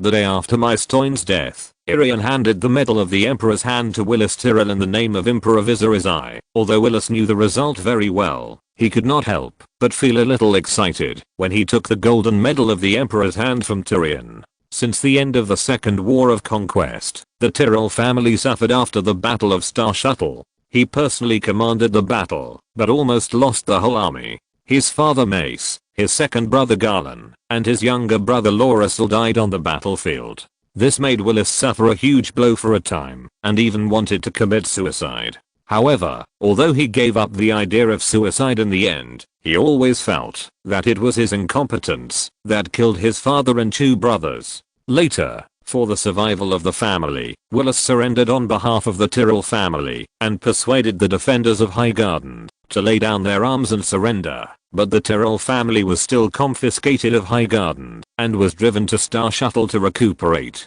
The power of the Tyrrell family also plummeted because of the loss of Highgarden and the position of the Lord of the Riverland. Therefore, Willis's dream and goal later became to lead the Tyrrell family to rise again. As for whether he hated the Targaryen family, if he was not lying, Willis did hate it at the beginning. After all, it was the Dothraki under Viserys who killed his father and two brothers. However, after meeting Viserys, Willis's inner knot gradually untied a lot, and he was no longer blinded by hatred. After all, the battlefield is not a place for sympathy, and there is no reason to hate the opponent on the battlefield. Even later, when Willis got to know Viserys better and talked with him several times, Willis turned to admiration, a respect that rose from the bottom of his heart. Viserys' vision, conversation, ambition, subverting the old order, and devoting himself to building a country, etc. Willis admired Viserys and regarded him as his idol. "Thank you for your trust, your majesty." Willis took the Medal of the King's Hand from Tyrion, and the little devil personally put it on his chest. Willis put down the crutches in his hand and knelt on one knee with difficulty. Then the Queen from Dawn on the Iron Throne couldn't bear it anymore and waved her hand to let the unsullied soldiers on both sides come forward to help Willis up. Although it is normal for Dornishmen and people in the Reach to have conflicts, Aerion would not watch a disabled person kneeling on one knee on the ground. After being helped up, Willis thanked the Iron Throne again and then stepped aside. The overall situation in Westeros is relatively stable now, without much unrest, but everyone knows that this peace is temporary because the food in the warehouse is constantly decreasing and will soon reach the bottom. Not long ago, there was even a case of theft of the national treasury. There were tens of thousands of stones of food missing from the warehouse in King's Landing. Aerion ordered the Ministry of Internal Affairs to conduct a thorough investigation and finally involved a series of officials. After all, food is more precious than gold under the long night, but killing these people with light cannot solve the problem. The real problem is still in front of us. The forest walkers can use magic to make plants survive in an environment without sunlight, and the children of the forest can sing in the source language to awaken the vitality of plants. However, the number of both forest walkers and children of the forest is too small, and they are not enough to solve all problems. After the appointment ceremony in the throne room, Willis, as the new prime minister, leaned on a cane and asked to see Aerion alone again. In the study room of Meagher's Holdfast where Viserys used to stay, Aerion was reading with Diana and Heroes. When the two children saw Willis, they stood up from their seats and said, "Uncle Willis." This is the rule that Viserys taught them. They should learn to be polite and respect others when they were young, and not rely on their father's influence to do whatever they want before they are truly powerful. He didn't want his children to become the next Joffrey, Your Highness. Willis bowed his head slightly while leaning on his cane and said, then his eyes turned to Irian. Your Majesty, we received a letter from the Brackens that a rebellion has occurred in the temple. King's Landing can still remain stable because there is still food to eat, but it is not necessarily the case outside King's Landing. Although the Iron Throne has ordered nobles from all places to protect the lives of the people in their territories, who can take care of whom in the long night. This is the third news of rebellion received in this month. Irian frowned when she heard this. Diana beside her was not interested in the topic the adults were talking about, but Heroes raised his head and listened carefully, as if he was learning. Willis, I don't care what happens outside, but there must be no chaos in King's Landing. Irian frowned and spoke, and Willis, who was leaning on a cane, was stunned for a moment, then nodded. Yes, Your Majesty. Chapter 847, Studying the White Walkers. Time flies. 2 months after the Battle of Genesee, the victory news has spread to all parts of the East Continent. People have long seen a little hope from the darkness. At the Checker dock in Bravos, heavy snow fell from the sky. The port has been covered with a layer of silver. On the sea, cargo ships are lined up to be inspected by customs officials. Bravos soldiers patrolling the streets are fully armed and solemn. Since the last time a White Walker sneaked into the waters of Bravos, the Bravos authorities have strengthened patrols on the water and on the ground. Although no one knows what the White Walker wants to do by sneaking in, it is impossible to torture the captured White Walker. After all, the other party is basically a dead man, but it is always right to stop the enemy from doing what he wants. Now the only White Walker captured alive in the human world is imprisoned in the underground prison of Bravos. Once, Victorian and other artificial deep divers captured this unfortunate guy from the bottom of the sea, and then hastily tied him up with a dragon crystal chain. But this was not a long-term solution after all. After a while, they used dragon crystal to build an extremely strong dragon crystal cage, and then locked this White Walker in. During this period, humans have never stopped their research on White Walkers. Bravos is a city-state with freedom of belief. Bravos has hundreds of small islands forming an island city, and among them is an island called the Isle of the Gods. On the Isle of the Gods, there are coexisting beliefs such as the Temple of the Moon Singer, the Temple of the Lord of Light, the House of Black and White, the 7 sacred temples, etc. And even the sanctuary has become a backyard, where various gods from all over the world are enshrined, and many of them have even been forgotten by the world. Because of the freedom and diversity of faith in Bravos, there are many priests and monks in Bravos. The king of Bravos invited these people who mastered the mysticism to collectively study the captured White Walker, hoping to obtain some kind of breakthrough progress, and then help humans defeat the White Walkers and get out of the long night. But unfortunately, most of the people invited by the king of Bravos are liars without any real skills. They can deceive ordinary people, but when facing a real White Walker, they are scared to the point of weakness and can't help turning around and running away before they even get close to it.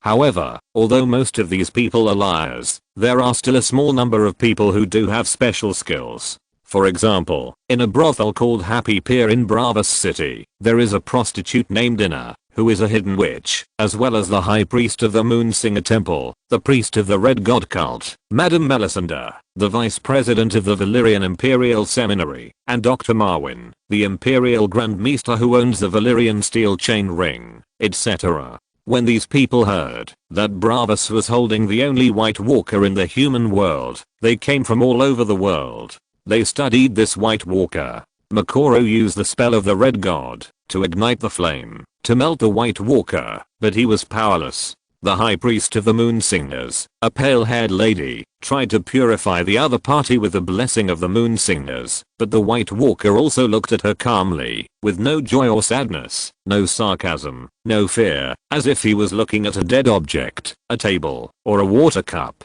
In addition to the weapons made of dragon crystal directly inserted into the body of the White Walker, and Valyrian steel, they could not find any weapons that could kill the White Walker. These masters of magic and even witchcraft actually felt helpless for the first time. Don't these things have any weaknesses? The high priest of the moon singers couldn't help asking. Dragon crystal may be the biggest weakness of these things. Dr. Marwin, who was about the same age as the high priest of the moon singers, turned his head and looked at the lady, then spoke. Dragon crystal is much more mysterious than we thought. The Valyrians call it frozen fire. Glass candles are also made of dragon crystal. Perhaps this is a gift from the earth to us. Dr. Marwin is from the Citadel. Although the Citadel has long been dismembered and split, many of his academic ideas still come from the Citadel period. Scholars have studied dragon crystal a long time ago. Dragon crystal is extremely sharp, even sharper than steel, but the disadvantage is that it is extremely fragile and will break if touched carelessly. Is there a possibility that the White Walkers, dragons, and dragon crystal all come from the mysterious underground world? Therefore, only the products of the underground world can hurt it. At this time, Melisandre on the side suddenly spoke up. Dr. Marwin heard her words and his eyes shifted from the high priest of the moon singer to her. The White Walkers came from the underground? This is really a bold guess. However, there is no evidence in the academic community to confirm what kind of connection the White Walkers have with the underground world. On the contrary, the most radical academic argument is that the White Walkers may come from the sky, which is an extraterrestrial power brought by a meteorite 8,000 years ago. There are many things that can support this scholar's conjecture, such as the legend from Yi that the Bloodstone Emperor disrespected the gods of Yi and worshipped a black stone that fell from the sky, which eventually led to the arrival of the Long Night. Because the White Walkers came from the sky, they can have the ability to control celestial phenomena, such as the reversal of day and night, the arrival of the long night, the rising white fog and the cold winter. Although this speculation is extremely outrageous and difficult to accept, the atmosphere in the city is full of flowers. Although most scholars at that time did not believe that the White Walkers really existed, a small number of people still made speculations based on this. Compared with the heavenly theory, there is also the artificial creation theory, that is, the children of the forest created this monster in order to fight against the invasion of the ancestors, and then these monsters escaped the control of the children of the forest and eventually turned into a disaster for the world. This speculation is also very bold, but after consulting the forest children girl Leaf, she denied this. The inheritance of the children of the forest from generation to generation has never mentioned this story, and it is likely to be made up. But no one has ever proposed that the White Walkers have any connection with the underground, because only a few people know about the existence of the underground. The underground is even more mysterious than the White Walkers, and there is no solid evidence to prove whether they really exist or are just a legend. Feeling the gaze of Professor Marwin, Melisandre pursed her lips slightly and shook her head. It's just a guess. Perhaps dragon glass is just the thing that can restrain the White Walkers. Chapter 2. Wait a minute. Chapter 848, Sky High Column of Light. The White Walkers don't feel like dead people to me. Dr. Marwin touched his chin and said, they are like human-like intelligent creatures made of ice. They live another kind of life, lacking humanity, elegant and dangerous. After a long period of research, Dr. Marwin came to these conclusions. He didn't know whether his views were correct or not, but many magicians with real talents and knowledge nodded and agreed with his views. The research during this period has indeed made them interested in the White Walkers. It is not just to crack their secrets and find ways for humans to defeat them, but they have really begun to be fascinated by them. The White Walkers are strange and beautiful, like an ice elf. The people present are the most accomplished magicians in the world. It is not difficult to understand why they are interested in such a strange creature. To be honest, before I saw the White Walkers so close for the first time, I didn't think that the White Walkers would be such a thing. Dr. Marwin was silent for a moment and then spoke again. Their bodies, ice arrows, and the ice armor that can reflect light and blend into the surrounding environment are like a calm pond. I'm sure that they are made of a kind of ice, but it is not ordinary ice. Perhaps magic needs them together. The White Walkers can use this ice to do things and create matter with ice. The ancestors of the Stark family may have reshaped their bodies with ice. We don't know why it is the Stark family and why others can't, but so far the White Walkers have only revived them, not others. Perhaps we should find someone with Stark blood to help with the research. The White Walker in front of him was very well behaved. Its hands and feet were all wearing chains made of dragon crystal and were locked in a cage. Dr. Marwin didn't know whether the person in front of him was a historical king of winter because there was no trace of the Stark family on it, but when he deliberately mentioned the Stark family in front of it and used the common language, he was carefully observing the other party's expression throughout the whole process. He wanted to know if the White Walker could understand what he said, so Melisandre was fine, but Anna and the High Priest of the Moon Singers were all confused.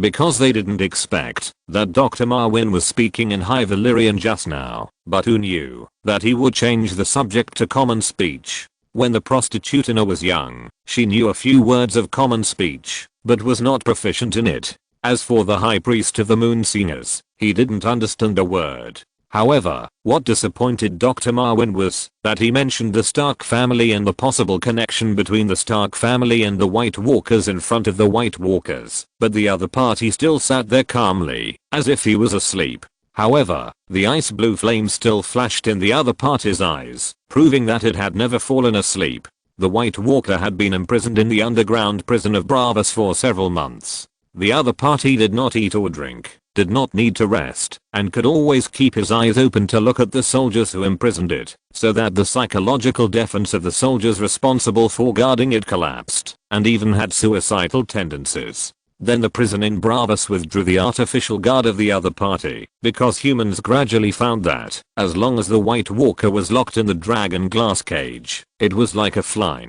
always in a daze, and did not continue to break free, so they gradually relaxed their vigilance. After saying these words, Dr. Marwin carefully observed the reaction of the White Walker, and then after a moment of silence, he suddenly slapped his head. Old fool. He forgot that the Stark family had the blood of the ancestors flowing in their bodies. Many ancient Winter Kings should not understand the common language in theory. They spoke the ancient language of the ancestors at that time, or some more obscure language. He didn't know who this one was, but it was possible that he was the ancient Winter King before the invasion of the Andals. The others present looked at Dr. Marwin with a strange look, wondering what he was doing, after talking for a long time, and then slapping his forehead. However, the research on the White Walkers is indeed difficult. Only by such close contact with the White Walkers and careful research can we know that the White Walkers are not what they think they are. In fact, they are not concrete things, and it is very difficult to describe them in words.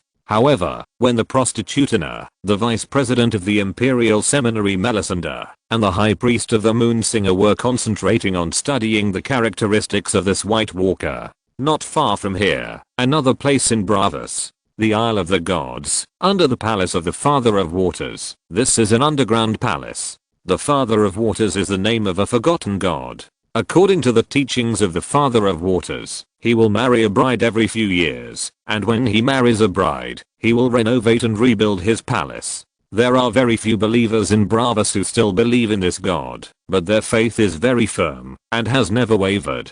Every few years, when they marry a bride, these believers will renovate the entire palace and spend a lot of money to find a young and beautiful virgin to let alive in the palace for one night.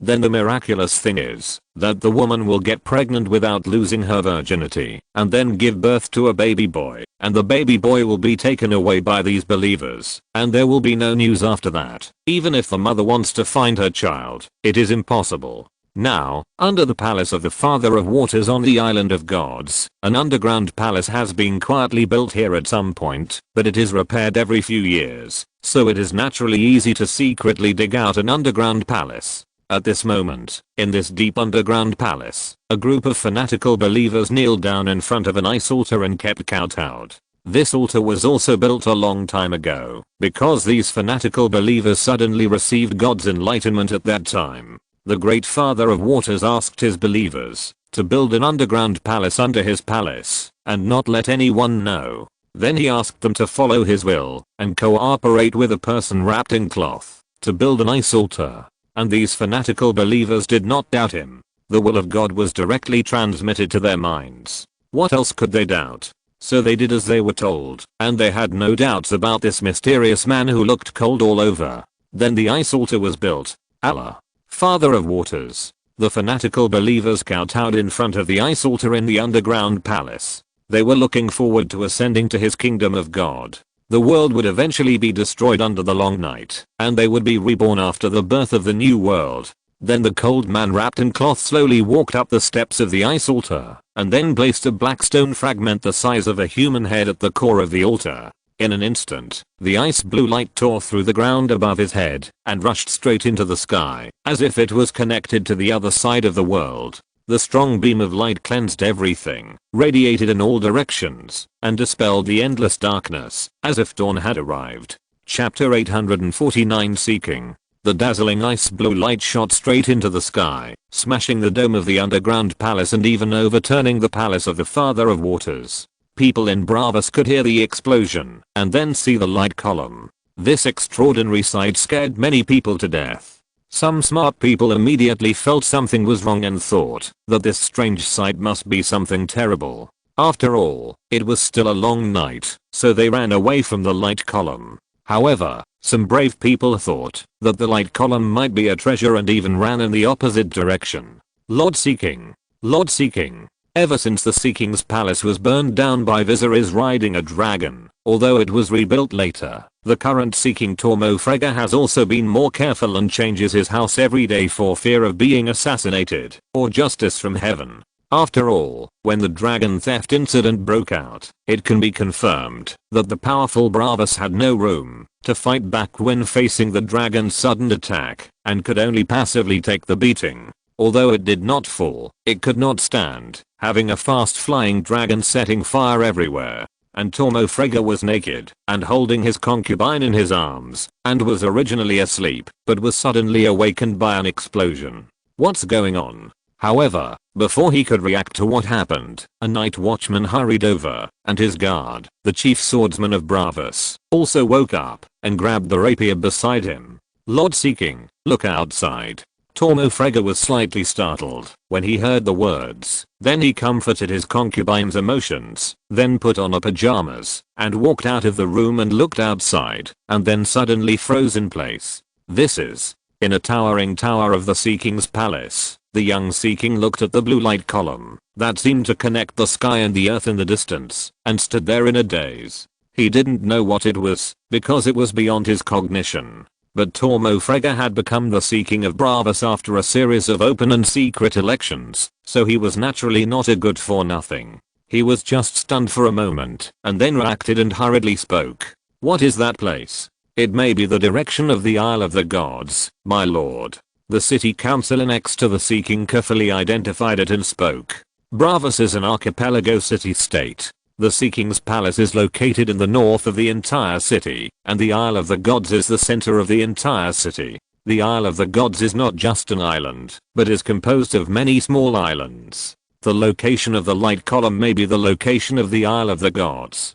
Quickly mobilize the army. Investigate what happened. The Seeking of Bravos pondered for a while, and then spoke decisively. Then he thought for a while and added, prepare the ships of the Seeking's palace. The city councillor under the Seeking was stunned for a moment when he heard the words. He didn't expect the situation to be so serious. The Seeking had already considered running away. The Seeking has a private ship named Athero, which is named to commemorate a major event in Bravos history, Athero unveiling the cloak, which tells the story of the first contact between the secret city-state of Bravos and the outside world. The Seeking's private ship is docked in the purple harbor of His Majesty the Seeking. His words just now meant to order the city councillor to prepare the ship and be ready to run away at any time. The city councillor was slightly stunned, and then he did not dare to question it.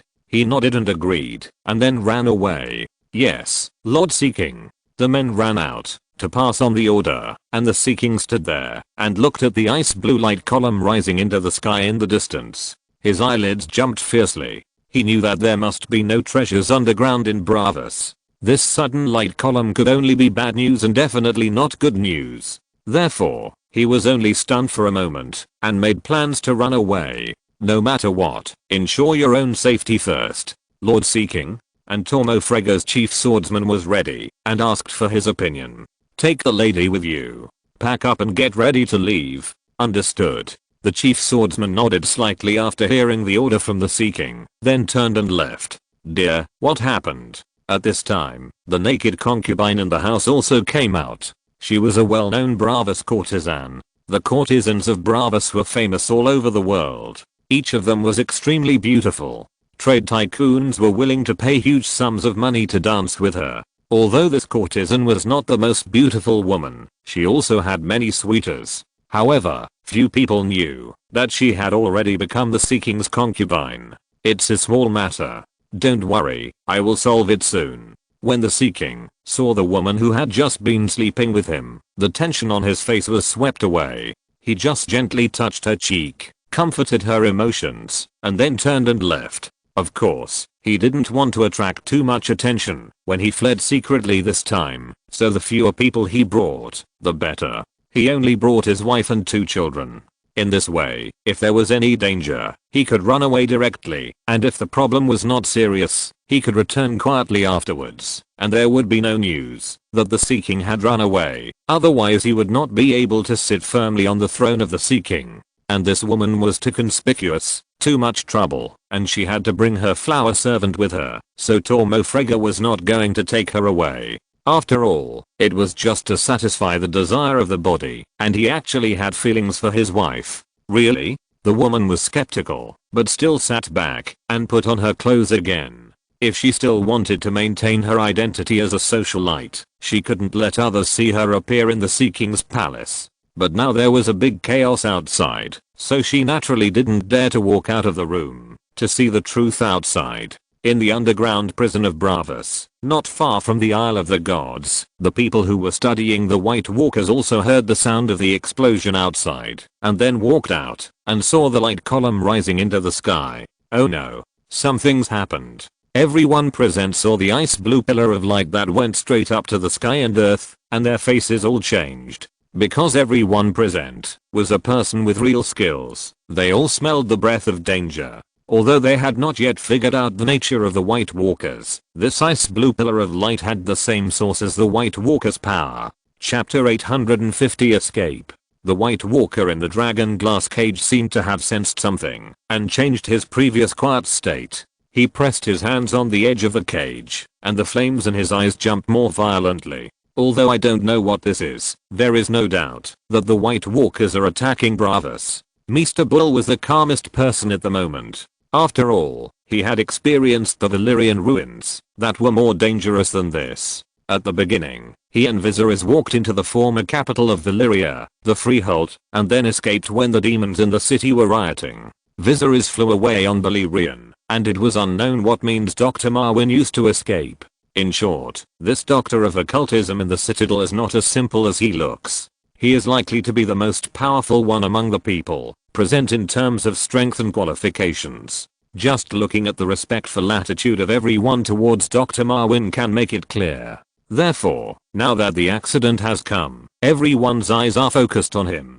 Drive Marwyn, what should we do now? The white-haired lady, the high priest of the Moon Singer, spoke. Dr. Marwyn stared at the beam of light in the distance, his bright head reflecting the light. Then he put on his hood to cover his head, took a deep breath and said, "Our power is not enough to change this war, let alone save this city." But, the white-haired lady's face was slightly anxious. Her name was Helia. She was kind-hearted and couldn't bear to see the people in the city suffer, not to mention that there were still many believers in the Moon Singer Church in the city. In that case, Helia, let's act separately. Although Dr. Marwyn was knowledgeable, he believed more in the truth that reading thousands of books was not as good as traveling thousands of miles. He had also wandered in the East for 8 years, and the farthest he went was Ashay, so he had a lot of experience in the world, and was very accurate in judging people. He saw the expression on Helia's face, and knew what she was thinking. Dr. Marwyn didn't hesitate and spoke decisively. "You go back and organize the Moon Singers, and call the civilians to evacuate. Bravas must have been lost. Don't make a fearless sacrifice. After you escape, go to King's Landing.